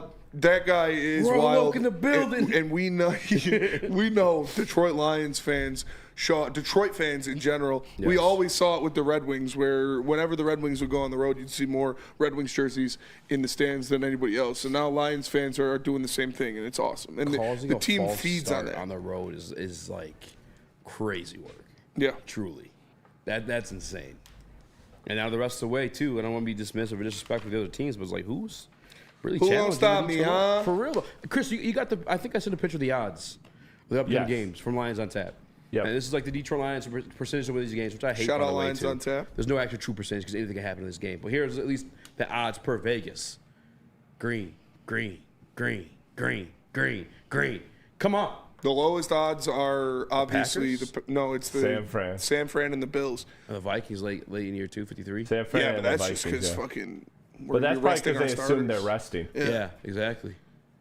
So I'm like I said, dude. If you go on the road against the first place team that's whooping your ass for the entire first half, and you throw 5 interceptions and you win that game, you can't convince me of a scenario that they're going to lose. You can't. And listen, I'm Mr. Like, this is the NFL, anything can happen, but like after throwing 5 interceptions. 5 interceptions, dog. On the road. Yes. Against CJ Stroud. Against a damn good team that was whooping your ass for 30 minutes. I mean, I just can't really, it may happen, you know what I'm saying? But I'll never foresee it coming. Yeah, I'm not going to say they're going undefeated. I'm not picking against them for the rest of the year. Because there's nothing you can say that would make me believe it's more likely for them to lose than it is win, after what I just saw. How about this? Who finishes the better record? The Chiefs or the Lions? The Lions. Wow. Chris? They might finish with the same record. I think it will finish. I think the Chiefs will finish with a better record. I just think Guy hates the Lions. Doesn't believe. Oh. Not an ounce of grit. All right. You bloody bitch. Fuck you, bloody bitch. Fuck you, fuck me. Go fuck a goat. I would have not changed my stance on this team at all if they didn't win this game. This would have been just a game that was the game from hell, and it wouldn't have deterred my confidence in this team at all going forward. But the fact that they did win this was amazing to see them win this type of game. But I don't think any of us would have been in here after that performance and been changing our stance. No, obviously not. But if my grandmother had wheels, she would have been a bike. We won the game. That's a damn good point. It's crazy, dog. Like, this is what the Chiefs have been winning. Come on, Grandma. Go. You bloody bitch. You bloody bitch. The Chiefs have been winning games like this all year. The Chiefs have not played very well. Like they've been mortal. This is the first time the Lions showed some mortality since Tampa Bay, and they got the win out of it. They should have won that game in Tampa. It was at home. They should have won the game against Tampa. It was an amazing performance, man. They've grown up throughout the season, and they're finding different ways to win. You could take away Aiden Hutchinson. You could take away Brian Branch. Jared Goff can throw 5 interceptions. We're still going to fucking win. Yeah. That's the part of it, too, is I don't know if people are mature enough to have the conversation, but, I think this kind of speaks to, the people are like, oh, our savior, Lord and Goff, I think yesterday proved this is a team effort all around. They're the best team in the NFL. They're the most complete team in the NFL. In team. Jared Goff was your MVP. Only Jared Goff. Yeah. Jared Goff was your MVP, and he had a very bad game. And we still won. Well, if Patrick Mahomes throws 5 interceptions in a game, the Chiefs aren't going to win. The Chiefs are not winning that game. They've been skating by where he throws 1 interception. We may have to. I'm gonna look at his stats. I think they might be. No, I don't. He hasn't thrown 5 interceptions. No. I know that. I don't think he's ever done that in his life. But I'm saying, like, damn, he has been turning that bitch over this year. He has. I know we got to go to break, and this may open another can of worms. But are we closing the door on Goff MVP? Yes. We have the conversation. We'll get back. Yeah. You bloody bitch. You bloody bitch. But first, let me tell you where you got your haircut. Lady Janes. Huh? Lady Jane's walk-ins always welcome. Lady Jane's haircuts for men. Walk in anytime, 7 days a week. Sit back, relax, enjoy a $20 haircut. Oh my God! Where can you get a $20 haircut from nowadays? You can get it at Lady Jane's. So nice. Just scan that QR code in the corner. It's not just a haircut. You get a scalp massage, a hot leather neck shave, and a hot towel treatment for one of our talented stylists. Take advantage of the $20 haircut special. Just scan the QR code and get your coupon today. Lady Jane's haircuts for men. Open 7 days a week. Lady Jane's. It's wicked awesome. Can't get enough Lions coverage? Make sure you catch all Woodward sports shows every game day. Wake up with Woodward and Maine, giving you the latest insight into the Lions locker room and press conferences. Then join the Lions pregame show, highlighting key matchups, injuries, and what to watch for during the game. Follow all the ups and downs of the live game action with our Woodward Watch Party live on YouTube and woodwardsports.com. After the game, check out the instant fan and host reactions with the Lions postgame show. Every game, it's wall-to-wall, kneecap-biting, high-fiving, chest-pumping Lions coverage. Hell yeah! Only at Detroit's #1 sports network, Woodward Sports. Woodward Sports, let's go.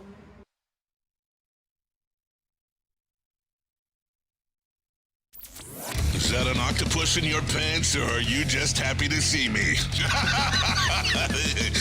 See what I did there? Go Red Wings! From Octopi Experts, Woodward Sports.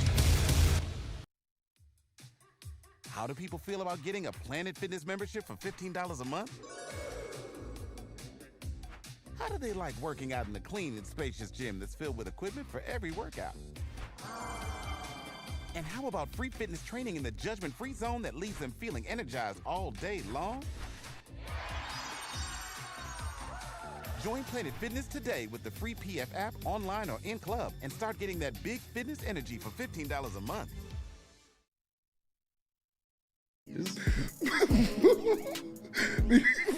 The official sportsbook of Woodward Sports is Caesars Sportsbook. Scan that QR code right there and use code word Woodward1000, and you can get up to $1,000 back if your first bet doesn't cash. Your first bet has to be a bet between $25 and $1,000. Use code word Woodward1000. If it doesn't hit, you get it back in bonus bets. Caesars Sportsbook, the official sportsbook of Woodward Sports. Welcome back, my friends. Hit the like button, be a friend, tell a friend, share the stream. I'm Easy, joined by Spin Rax, Young Chris, Silent Mike. We are having a good day, us, you bloody bitch. Dude, that multi-go to your face. Oh, Doug. What's going on? Oh, his? When you're trying to hold it together. Yo, so you brought up the conversation, Chris, because you're hating ass bitch. And he says, Jared Goff still MVP. Well, you actually slipped me a note that says, if you want to see your family. You have to bring up this topic. You have to bring up this topic, my friend. I mean, it's a good topic to bring up. And obviously, Jared Goff with the 5 interception performance. Yeah. No, he's not going to win the MVP. Obviously, other players would need seriously to go on a tail slide for him to do that. But I don't give a shit if Jared Goff wins the MVP. And I know Jared Goff doesn't give a shit if Jared Goff wins the bloody MVP. No. He wants the Super Bowl MVP. He wants the Lombardi trophy. That's more important, and it should be more important. So Lamar Jackson can hoist his 3rd MVP in a row, and he'll be the best player in the NFL, and Jared Goff will be holding the Lombardi trophy and parading through the streets of Detroit. And that's what's more important. Dog, the parade. The parade. Oh, bloody buddy, that parade. Bloody bitch, the parade. But, yeah, Jared Goff would need some help to get back. He's still top 5, probably. But now it's Lamar and Josh Allen are above him. It doesn't matter, though. Like I said, he doesn't care about MVP. I don't care about him. Would it be nice to see him win MVP? Yeah, of course. You want your player to be recognized. But I'd rather see him win Super Bowl MVP. That's where I'm at. I mean, I never really cared for the MVP to begin with. That's the goal, right? You want your team to win the fucking Super Bowl. If your guy wins the MVP, it's definitely a flex. It's definitely, you parade that around. Guys like Cousin Keys be like, my guy's the fucking MVP, buddy. Oh, my God. But It doesn't matter. Like, the Super Bowl MVP is a trophy you want at the end of the day. Like, the Super Bowl trophy is like what you're remembered by. I mean, to be honest with you, how about I put it to you this way? Joe Flacco won a Super Bowl, right? Who was the MVP of the season that year? Anyone? No fucking clue. Was it Drew Brees? 2013? Probably Aaron Rodgers or Tom Brady, maybe. Right? Yeah. No. Adrian Peterson? How about, actually, I knew who was MVP that year. Patrick Mahomes' first Super Bowl season. I think he might have won he won the MVP that year. Peyton Manning's 2013 MVP. Get the fuck out of here. Broncos. That's Broncos. But you know what I'm saying? Like, you don't know. Monday. Don't care. Because what matters is the fucking Super Bowl. Yes, that's the only thing anybody cares about. If Lamar Jackson would give up all 3 of his MVPs to win a Super Bowl. To be honest with you, like, I think if we continue winning and Goff gets back into form, I think he can maybe still win it. Yeah. It's the story. I mean, Lamar didn't have the greatest stats last year. Let's be honest. But nobody had anything to, like, supremely put it over. He just had the best record on top of it. So, like, if JG gets back in tune, look at the piss-poor schedule we got ahead of us, like, he probably still could win it. He's going to put up the number. Like, he just needs to go on another one of his stretches where he throws 200 passes without an interception. He's just one interception short of Jordan Love now. Yeah. It's kind of crazy to think about. Yeah, I mean, when you throw 5 in a game, that's going to happen. That is insane. One was an arm punt. One was an arm punt, for sure. Yeah, I mean, literally one was like when I turned my head. And one could have been a fumble instead of an interception. Yeah. But turnovers much turnover. better? No, not that really. much better. I mean, to be honest with you, too, like if you look at like his numbers, I think he had like 4 fumbles or 6 fumbles, or 6 sacks, 4 fumbles, but we recovered all of them. So it's like we've been kind of like lucky. Like that's the thing is like you can get to JG and you can change. You could have what happened yesterday. Like you give your team the opportunity to win, but it's like you're trying to battle that defense that AG built. You know what I'm saying? And we still got a hell of an offense to hit the field again. Cody Ingle said Goff had to play like an MVP in the 4th. That's true. Needed him to drive that defense down a couple times, and he did. He executed when they needed him the most. Like we talked about, he's got the memory of a goldfish. You go out there, and it doesn't matter what happened on your last throw. You better be ready to rip it. Shout out to J-Mo, too. That catch Jameson Williams had where he just got sandwiched by those 2 guys. Yeah, the concentration. That's one of the best catches I've seen in a long time. One of the knocks at him is dropping the ball and not having that concentration. All hands catch and gets just blasted by 2 dudes, and he holds on to it. Pause. He was injured. He had the wind knocked out of him. He had to come off for a play or 2. Just a great catch. Skydog 722 says, Spenny, why can't Henry be MVP? He's in the contention for it for sure. Chef talks. What are you talking? I said he's 1 away from Jordan Love, bud. That's literally what I said. He's 1 shy of having Jordan Love. J Love with 10, Goff now with 9. Yeah, so but again, 1 less than that's what you said. That's literally what I said. Yeah, I don't listen. Whenever you say the word Jared Goff, their mind goes fucking crazy. They cannot focus. Oh my God, how can I defend this man? Just grabbing shit. Fucking hell. Bloody bitch. But Eazy was watching a funny Road Rage video when he walked in today, so that's why we've been super ADD. 2 dudes. I'm not reading that one. Yeah, that's that bloody.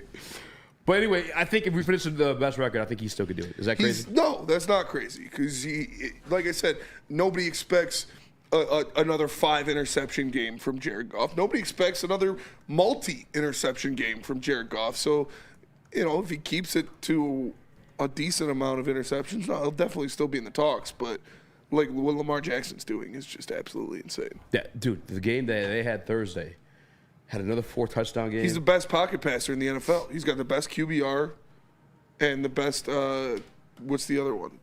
What quarterback rating? Quarterback, well, that's QBR.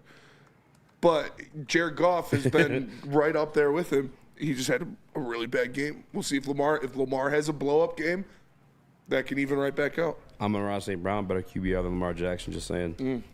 1 for 1, 135 quarterback rating. So is David Montgomery. 100% completion percentage and for a touchdown. David Montgomery up there too. But for some reason, David Montgomery has a lesser quarterback rating. I'm assuming it's the yardage. It's the yardage, yeah. David Montgomery threw for 3, and Amon-Ra threw for 7. Lamar Jackson, 123 quarterback rating. That's actually insane. But again, best record. JG's still there. If he gets back in that conversation in terms of like having a great season, like he's probably right back up there. The same with Lamar was. Lamar didn't have crazy stats last year. He just had the best record. Yeah.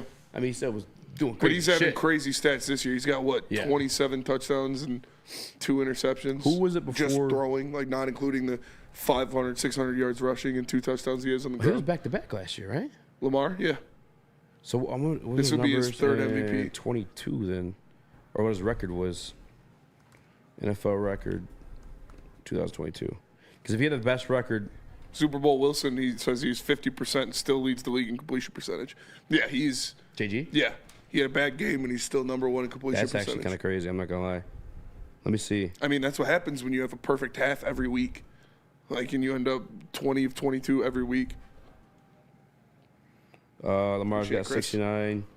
Yeah, Jared Goff still has 71%. Baker Mayfield still has 70% somehow, too. Baker's Holy a dog, shit, bro. Baker's fun to watch. That guy. I love Baker. Did you see the shit people were saying? He's got moxie. He's got moxie. Honestly, like the moxie's of the moxie. the 3 things that made me like, all right, if I'm gonna like Baker Mayfield was when he told the Kansas sideline to suck his dick, when he planted the flag in Ohio State, and when he ran from the cops and got fucking trucked. Dude, honestly, credit to the. Oh, they tasered him though, didn't they? I think they just tackled him. I don't know, but those 3 things, I was like, yeah, I'm gonna like this guy. I'm sorry. I'm looking up okay. 2022 MVP was Patrick Mahomes. NFL like storylines that should have got that for sure. Back to back. And the voting fatigue is going to be a real thing on Lamar Jackson. Absolutely.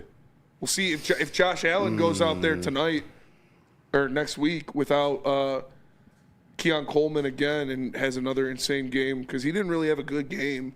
I mean, he didn't have a bad game. He didn't turn the ball over, but he wasn't like Lamar 4 touchdowns, you know.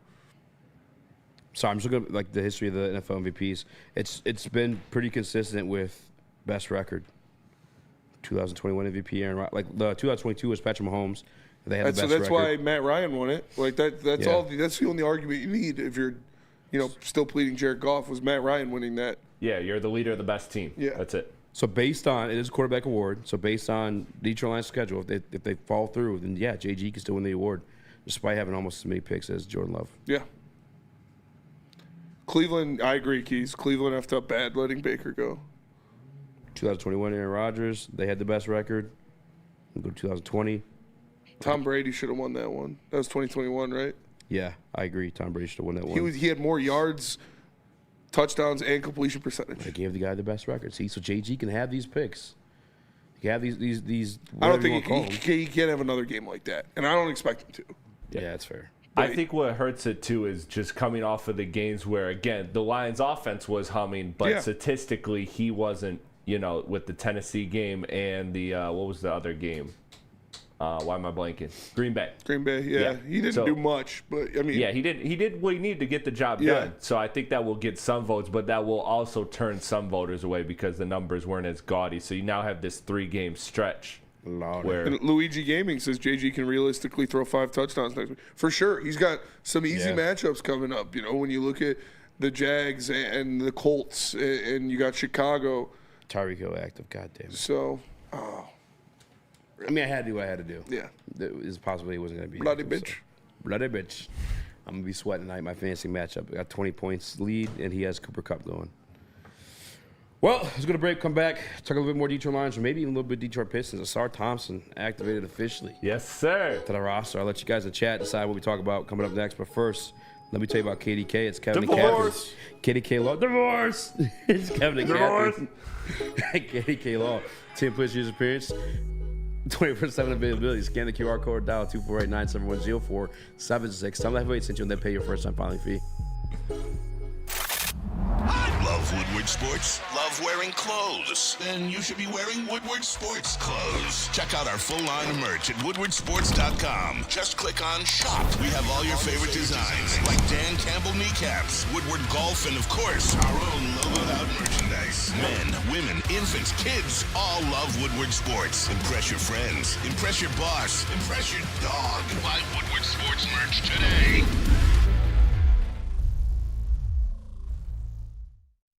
Feldman Chevrolet, Michigan's #1 Chevy dealer, is kicking off the game with the best prices on all cars, trucks, and SUVs, like this 2024 Silverado for just $296 a month, or this 2025 Equinox for as low as $371 a month. Our locations in Novi, Highland, New Hudson, Livonia, and Lansing means we have the perfect Chevy right in your backyard. Get the home team advantage every day at Feldman Chevrolet, Michigan's #1 Chevy dealer. Is that an octopus in your pants, or are you just happy to see me? See what I did there? Go Red Wings! From Octopi experts, Woodward Sports. The live watch party and post-game show are live at Hayes Social every week, so make sure you come out and join us. It's always a good time. Presented by New Holland Brewing Company, Sabbath Coffee Roasters, Soroki Crispy Chicken and Pizza, and 1800 Tequila. You got the live watch party with the heavyweights and the post-game show with Stick and Hanson. Come out to Hayes Social every weekend. It's always a good time. Website.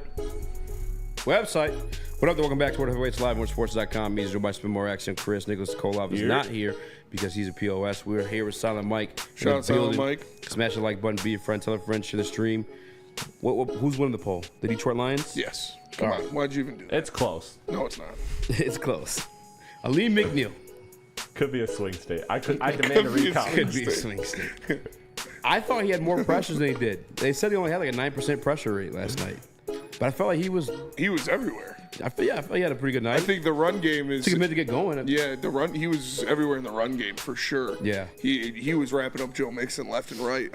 You love to see that. He got the sack on C.J. Stroud. He was in his face a couple times and forced some bad throws, some errant throws. So I thought Ali McNeil had a great game. Yeah, he's got 6 tackles, 5 stops, 37 pass rushes, only 3 quarterback pressures, and 1 sack.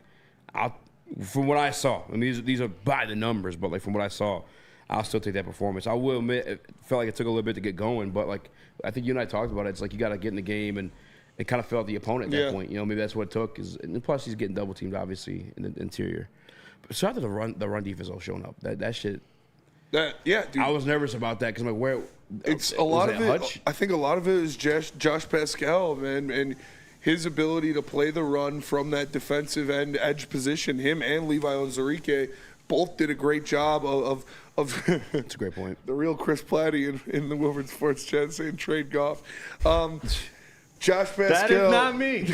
Josh Pascal and Levi Onwuzurike playing those edge positions. They do a good job of setting the edge, keeping contained, and stretching out those zone runs to let their safeties and linebackers kind of get to them. And you saw that a couple times. Nowaski, I already mentioned. AQM and Pat O'Connor had some good games, some good plays where they got deep in the backfield and broke up some of those reverses and stuff the Texans were trying to do. The defensive line played great, especially in the second half last year. The first half, they really struggled generating pressure. But in the second half, they got to him, and you really saw that affect C.J. Stroud, both comfortability and the throws he was able to make. Aaron Glenn had him off balance in that second half the whole time. 100%. I think you made a phenomenal point, though. Yeah, Josh Pascal being back out there, that's it for me. And obviously, Levi Onwuzurike. I thought we'd see more out of him in the pass rush to this point. I was kind of hyping him up all summer. Maybe some of that's to do with, like, you don't have a Hutch to give him those single matchups. I mean, you see a big motherfucker like that, he's probably more than likely going to be double teamed or at least chipped, right?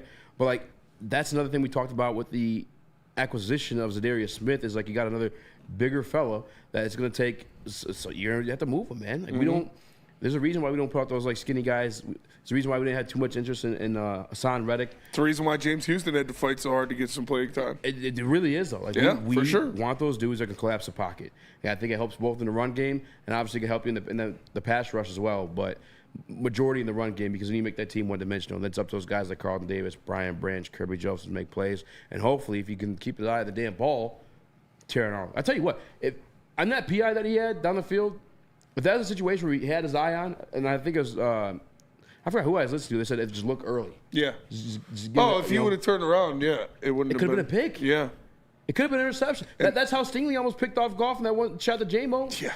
Because he was somewhat behind trailing, but he knew where the fuck the ball was. Mm-hmm. So Terry, if he gets that part of it down, he might be a fucking dog. Oh, he will, and that's something he's going to learn. Like I talk about it all the time. That's how they're taught to guard in college for some reason. Other than like the Travis Hunters and the Will Johnsons, that's how cornerbacks in college defend the pass. They don't look for the ball. They play the receiver and they play the hands.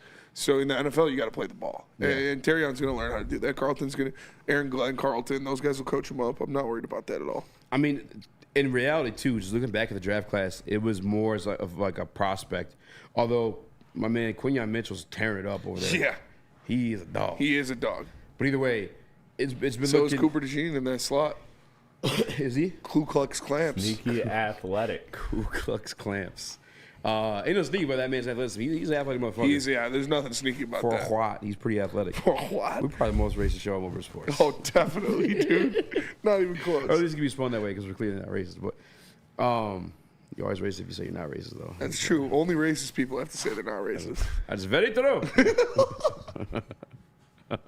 I completely forgot what I was going to say now. Oh, the reason why this draft class, though, you waited so long for defenders to come off the board because everybody looked at them as more of like prospects, like pieces that like had a lot of potential, but you still had like sculpt and mold them into like what that potential was. Not a lot of pro-ready defensive prospects in that draft. And Terrion's part of that conversation. So like, I know we're not seeing everything we want to see out of it right now, but he is definitely working his way up to like that final product. And I don't know if we'll see it this season per se, but I know it's coming. I mean, again, he's within phase. Yeah. The only time he wasn't was the Aaron Jones touchdown, and that was in a run play, by the way, too. So like, I think we still have a makings of a dog. I still want to re-sign Carlton Davis, though. Oh, yeah. I think Terrion Arnold's going to be great. I've been talking about that for a while. Even when he was struggling and getting the pass interferences a lot, you could see him there. He was always with the receiver. That's much better than a guy getting burnt, and he is a sure tackler out there. This was his first pass interference since week 4. That's a lot of growth from him. So I'm excited to see Terrion Arnold grow as a player in this defense. He's already grown a lot in his first season. And like you said, I think extending Carlton Davis would be a good decision, not just for the defense, but for the growth of Terrion Arnold. We can go. I'm seeing in the chat. Who else I saw him? We talked about our boy, Onwuzurike. I will say personally for me, and in terms of pass rush, he has been a little bit of a letdown. Who? Onwuzurike. Yeah, for sure. But I mean, he was never. He's taking on a much bigger workload than he expected. Yeah. At the beginning of the year, when you have your MVP candidate defensive end go down, like the other guys are going to be forced into a little more responsibility. And I think if Levi would have been used how they wanted to use him as a situational pass rusher and moving around, especially in that interior, we would have seen that more. Actually, I mean, his numbers, he technically had more pressures than Lee McNeil. He had 4 pressures. Lee McNeil only had 3. He didn't get any sacks, but he had the 12% quarterback pressure rate in terms of his snaps. Like, maybe he was there. I wanted more in the sense of snaps. I'm sorry, in more sense of sacks. Because I felt that's why I saw it at camp. But to be fair, in camp, a sack is like you're kind of just getting your hands on the quarterback and actually bring him down. Where, like, in true games, you know what I'm saying, a guy could, like, damn, Jason Kelsey's ripped, dude. Pull a little bit of a – he's jacked. I mean, he's a specimen. You see him throw down that phone, fucking smash her at the bits. That kid got what he deserved, dude. What a fucking I'm surprised that kid didn't pull James Houston. These little fucking stupid kids nowadays, man. I feel like old man saying that, but like, it's all just about trying to get their clicks.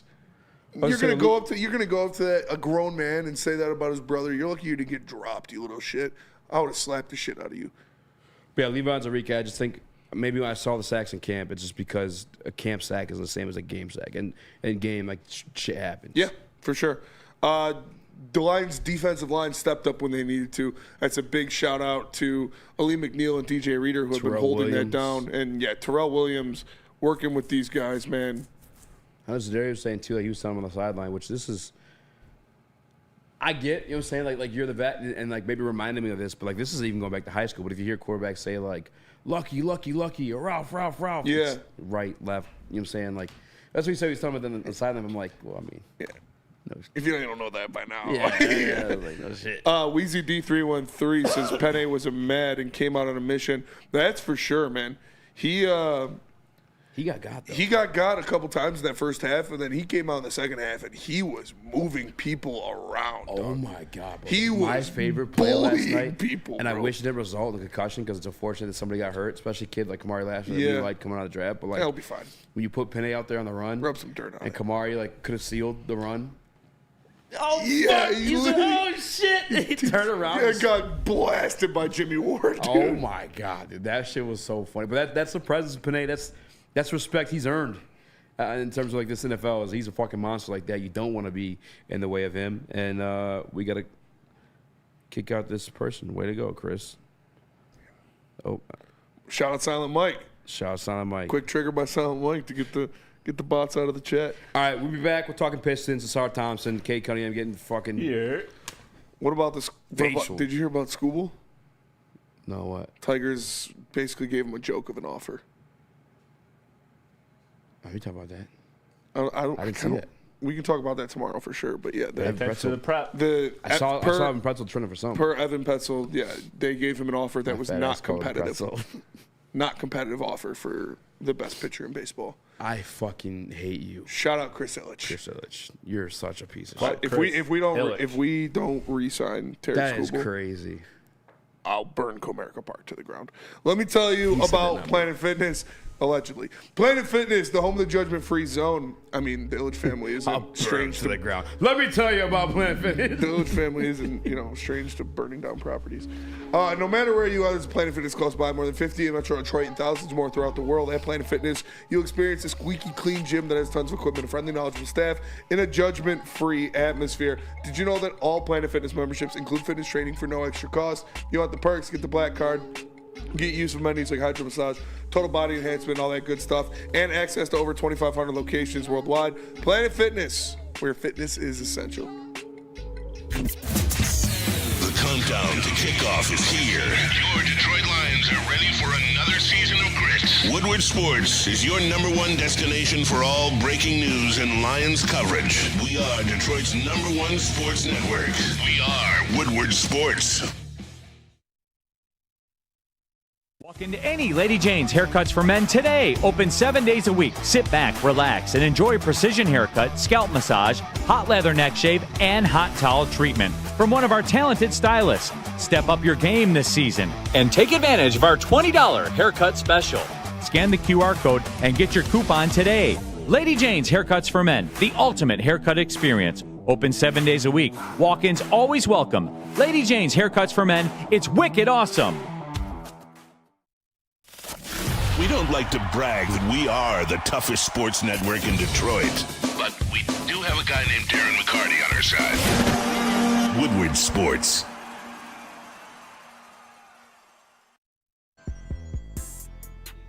Are tired of the same old Detroit sports? Head on over to woodwardsports.com and get the best Detroit sports gear the city has to offer. I'm talking hoodies, tees, hats, all signature merchandise, including the poopy shirts coming soon for Mr. James Houston. Shitty butt all Houston. that and more at woodwardsports.com.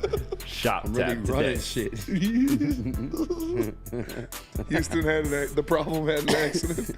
The problem had a problem. The problem had an accident. Oh, man. Smash the like button, be a friend, tell a friend. What do you want to take this one, Spinny? We got Sora making a debut. Hopefully soon. Yeah, I mean, he's clear to play, so we'll probably play in their next game. Officially. Oh, you brought an interesting one, too, with Chris Silva. But maybe we should wait for Crash Out Nick. I want to wait for Crash Out Nick for both of these, honestly. Okay. I mean, the Pistons don't play tonight, do they? No. No, so yeah, I think we should save these for tomorrow. That's what we talking about. How was your day? Yeah, how you doing? Talk about a couple of the injuries. Yeah, update Sam Laporta. Sam Laporta with the AC joint. That's not to be confused how I did it like an idiot too with the SC joint that Hollywood Brown has.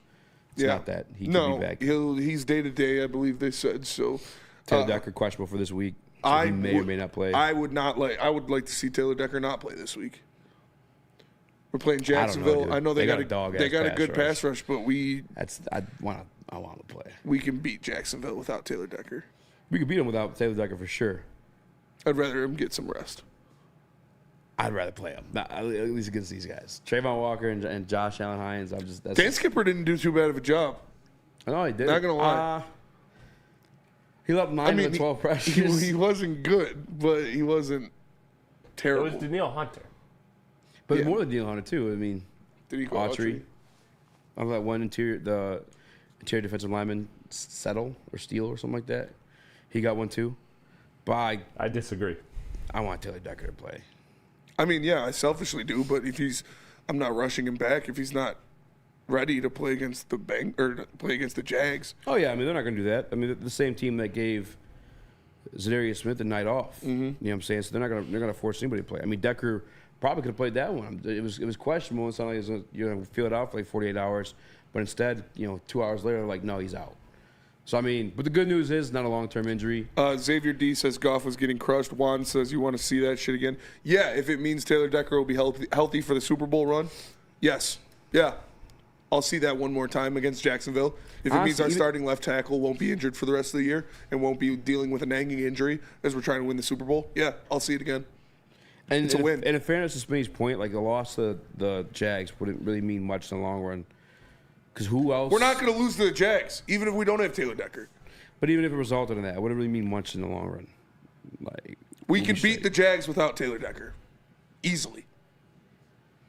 We just beat the Texans without Taylor Decker, and we turned the ball over 5 times.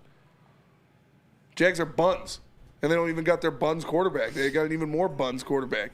How's that Mac possible? Jones. Mac Jones. Who? Mac Jones. During 7-16 matchup against the Lions left tackle. All right, so Daniel Hunter had 7 of his 8 pressures against Dan Skipper. But he was holding his own. He did all right. I was completely disappointed. You in chat? Yeah. Go ahead. Next man up. He said, this is based on nothing. It's a made-up scenario. No, it's based on he didn't play this week and he's injured. What are we talking about? Yeah, if he's ready to go, he's ready to go. Put him out there for sure. Yeah, what did they say? Who said that? Juan. AJ Hinge wins AL Manager of the Year. Did that happen? I don't know. Is it official? Where did you see that? In the Woodward Sports chat from Rich Baldwin. He may just be saying it. None of it necessarily happened. I didn't see anything about it. Juan says you want to see that shit again. Yeah, I already read that. 100%. The Quan. I would. Again, I would take, even if it resulted in a loss, I wouldn't care. Yeah. Oh, he is a finalist for AL Manager of the Year. It's him. I mean, we knew that. Matt Quintaro they're all from the AL Central. Matt Quintaro from the KC Chiefs and Stephen Vaught from the Guardians. It's probably going to be Vaught. That's crazy. It should be Hinch, but it'll probably be Vaught. Crazy. If the Jags, I hope it's Broderick Martin and Rakestraw play the whole second half. Yeah. I hope Hendon Hooker plays the entire second half. Like, obviously, you want these guys to rest. Do Manu get any snaps in the skipper role? No, he did not. In practice, yeah, but he did not. Who said he won't be next week? You made up. Yeah, what are you talking about, bro? We're speculating on if he's injured, if he's not healthy. We're having a conversation about it. I think Juan may have missed the part. We said Taylor Decker is questionable for next week. Yeah. Dan Campbell already came out and said that today. That Taylor Decker will be questionable for this one. So if he's ready to go, he's ready to go. Throw him out there for sure. But if he's still dealing with that nagging injury, no, I'd rather he doesn't play against the Jags. Yeah, Spinney retaliated and saying that, yeah, he didn't want to play. No, if he's still injured. I don't even think Manu was out there for that motion play. I believe that was another guy, wasn't number 72. Manu. Yeah. Something Johnson or something Jones. OG Bobby Johnson, I think. If we had the information that he might not be ready, then okay, I want him to sit too. Otherwise, why risk your QB getting hurt against a good pass rush? We have the information. We that might not be had ready. Dan Campbell said he's questionable. He may have, if you don't believe that information, there's a delay. Jesus, man. He has a delay. I mean, we said it 20 minutes ago. Jamarco Jones. Yeah, I think he missed that part though. That's why he's arguing.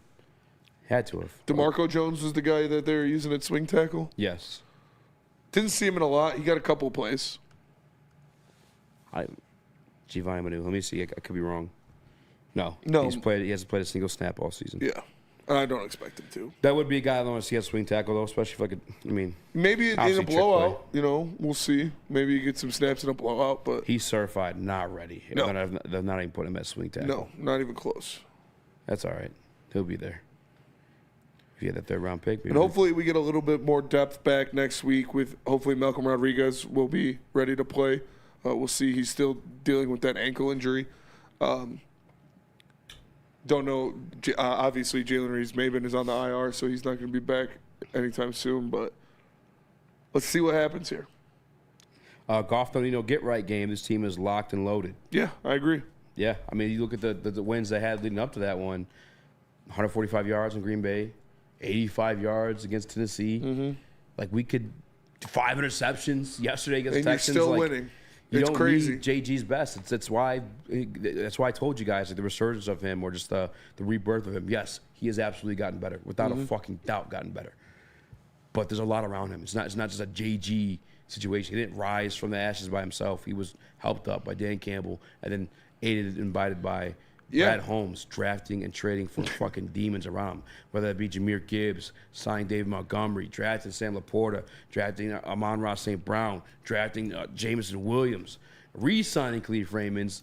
It's not JG by himself, and I think these last 3 games have proven that. Steve Wild says rest the starters in the Woodward Sports Chat. No, not that just yet. But fuck it.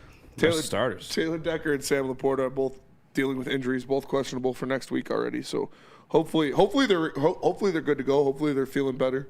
Schiff got OTC. Jags secondary is trash. I don't know. I mean, they're bad. Why they're do you love the Jags so much? I didn't know of the Jags. Did you read me Justin Jefferson's stat lineup from yesterday? No. It wasn't good. Well, that was Sam Darnold was getting murdered. Yeah, he had.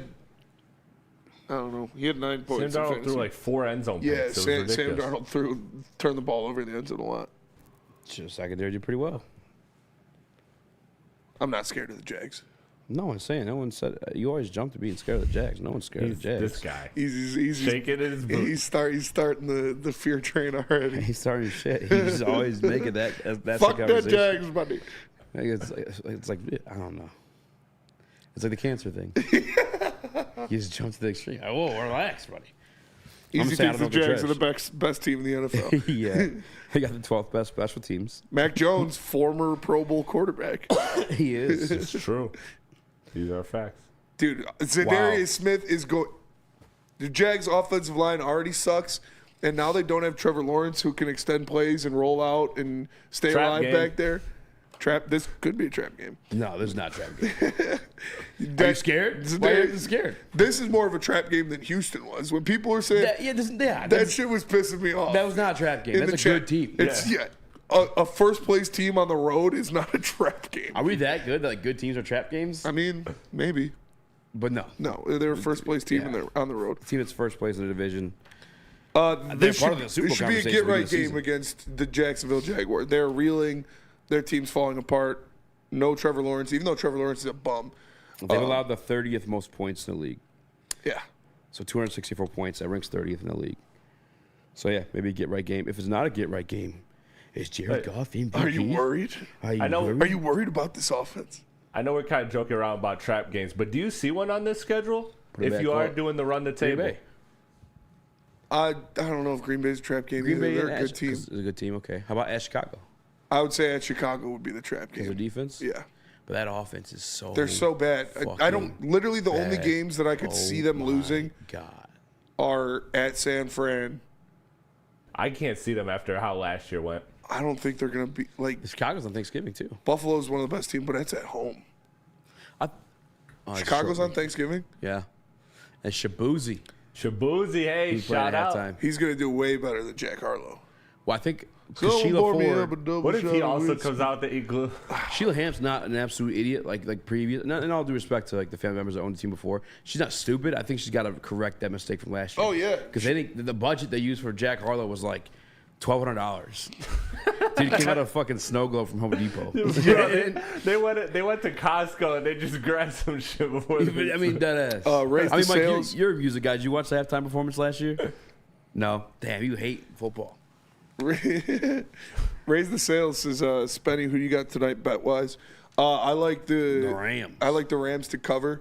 I listened to a couple stats earlier that the Miami Dolphins haven't covered in a Monday night game in Tua Tagovailoa's career, and they haven't covered after playing the Bills. That's crazy. And they're playing on Monday night after playing the Bills this week. So I like the Rams minus 2.5, and I like Stafford over passing yards because this is a Dolphins team that has 1 sack in their last 3 games. So he's going to be and they got Puka and Cooper Kupp back, so he's going to be chucking that thing. Game 2 Bears game 2. That's the biggest trap game. Because you think about, and that's just like hypothetical. If I had to pick one, that's it. Green Bay Packers are really good. You're going to be focused for that one. Or they're going to be focused for that one because you handed it to them at home again. I don't think that's Jack Harlow. Is that Jack Harlow? What? Steve O'Baby says, Spencer, you don't like that one song, Whips and Chains by Jack Harlow? Isn't that Rihanna? No. Whips and Chains? Well, I don't know. Yeah, he's talking about that little bit on Vanilla. Yeah. That's a good. I mean, that's a good song. Jack Harlow has some good songs. Yeah, Jack Harlow's got good songs. I'm just not going to go to a Jack Harlow concert. That would be horrible marketing if Jack Harlow came out with a song called Whips and Chains. Yeah, I like the What's That's a Pop. great point. The What's Poppin' remix. What's Poppin'? That is true. The What's Poppin' remix, dude. The Baby and Tory Lanez goes Tory fucking went nuts crazy. on that song. Wayne just like took half of Jack Harlow's he verse. takes like half of Jack Harlow's first verse. I can pass that bitch like Stockton. Oh, but he starts flowing a little bit at the end. But Tory goes crazy on that song. Yeah, Tory does. Yeah, Lions. But Tory can stay in jail because he shot Megan. Yeah. Did he? Meg with the good knees. Yes, he shot Meg, dude. That big ass bitch coming after What do you Tory mean Lanez, he definitely shot her, dog. I don't blame him. She's a big girl, dog. Pimp with the stress. Pimp down. He definitely shot her.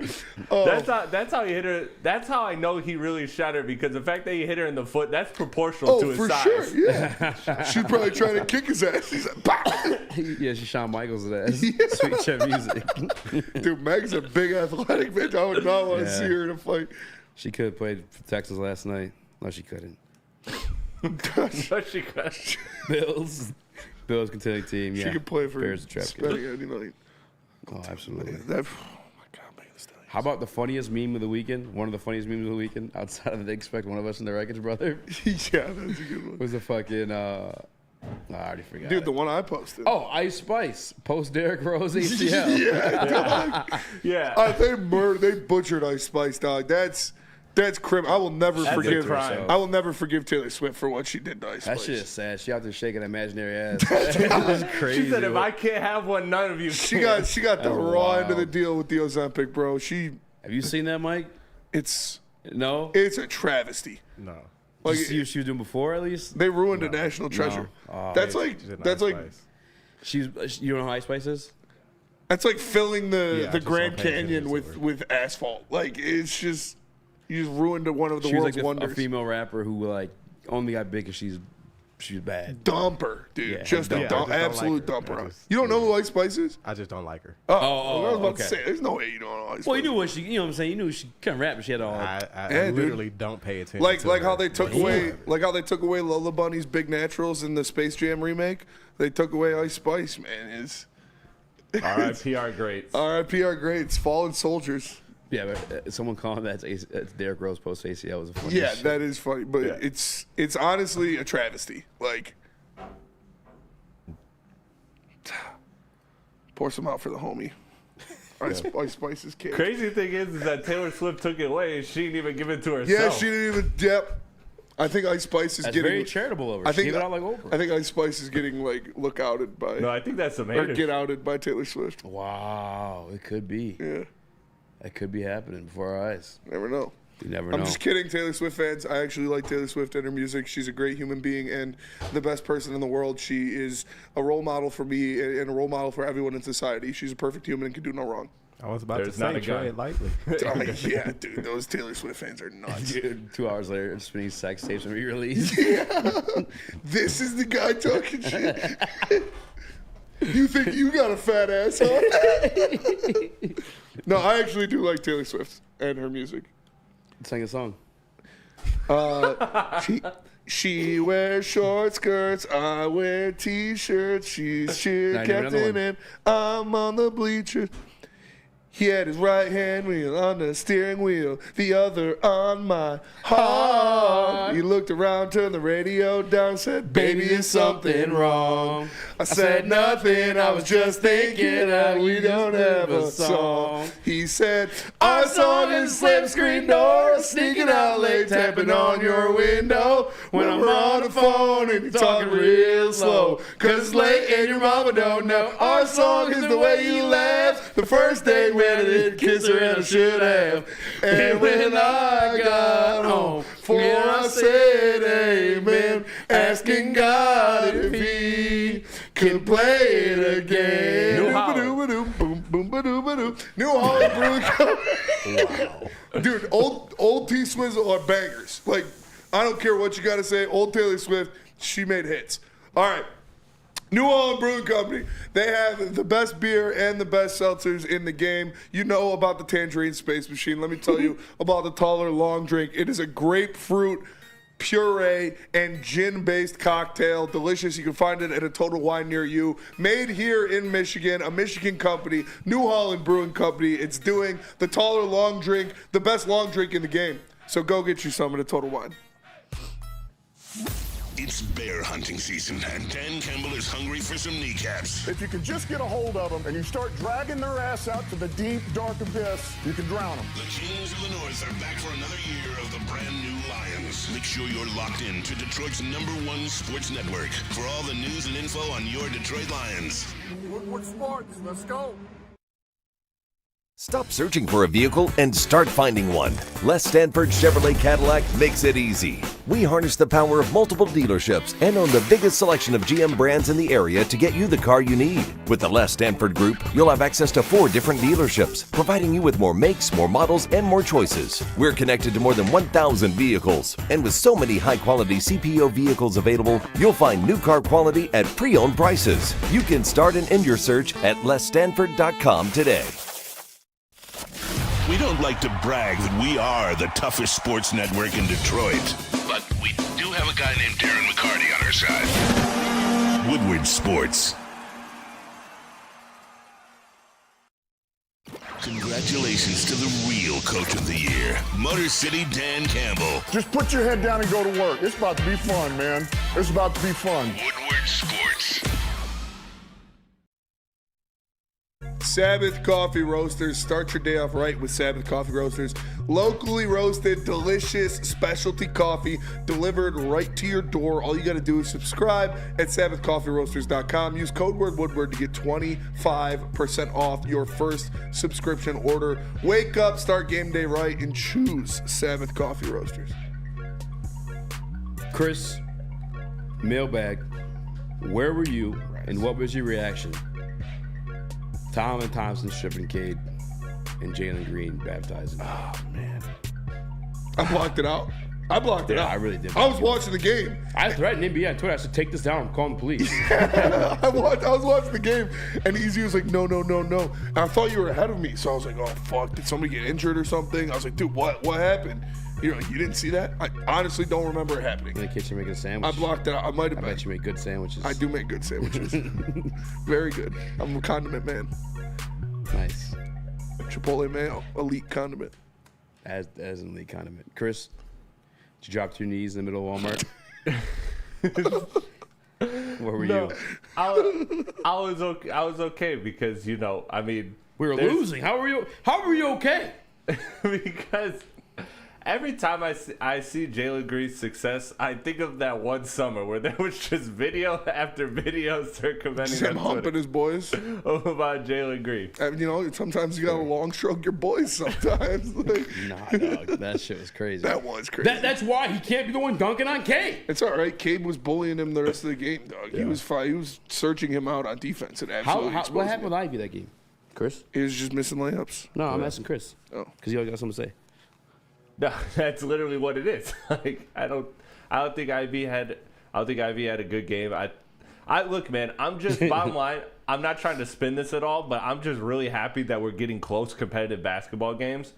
And I know we're going to talk about Asar tomorrow. I can't wait to see how Asar is implemented because I think that's going to be a very, very interesting thing. You look throw shit off for a minute. You look at Cade Cunningham, Asar Thompson, and Ron Holland, and that's up there with New York and Minnesota when you talk about a trio of wing defenders. That is a damn good trio to have out there to stop some people on the wing. Is New York back on track yet? I know they were fucking. Yeah, but you got Bridges, Hart, and Anunoby, those are 3 elite wing defenders. Yeah. Shout out to fucking Anthony Edwards. I remember I called him a top 5 player in the NBA last year. You were a madman. And I was called a madman. Anthony Edwards looks like he was hanging out with Steph Curry more than just in the Olympics because he has been stroking that thing, cuzzo. Hey, yo. It's dude. Can't say he's hanging out with him, stroking that thing. Green. Yeah, no Jalen Green. There you go. Stroke that thing, cuzzo. Dude, that shit's so fucking funny. Chris, are you at least accepting that Ivy is what he is? He's like a mini Russ, a mini Ja. Like some nights you can get it, and some nights you're not. No, 100%. I've never really argued that. I mean, every time he has a good game, you're at me in our group chat. I'm just saying. I mean, I just do that to egg you on. But ultimately, again, I'm past the point of accepting Ivy as the long-term second best player on this team. I'm looking at, can he be a contributing player? And he's been. Mm-hmm. He's been key to a lot of these Piston wins. It's been Jaden Ivey. So to me, that's all I care about. I'm not looking at him as a long-term number 2. I think that's what people are kind of short focused on, is the right now, and assuming that all of these guys have to grow into these roles. I think Ivy could definitely be a contributing piece, a key piece on a very, very good Pistons team, a championship contending Pistons team in the future. Just probably not the number 2. Hey, real quick before we get out.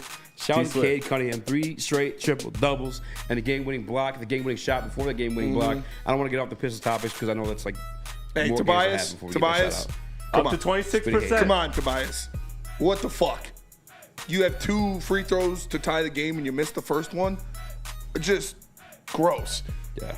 26% Silent Mike's in there now. playing us off like it's the Grammys. We got to get out of here. Appreciate y'all tapping in, Mike. Appreciate you for filling in for Nick. Nick will be back tomorrow. For Chris, for Silent Mike, for Easy, I'm Spencer. We'll see you guys tomorrow. Make sure you smash that like button. Peace.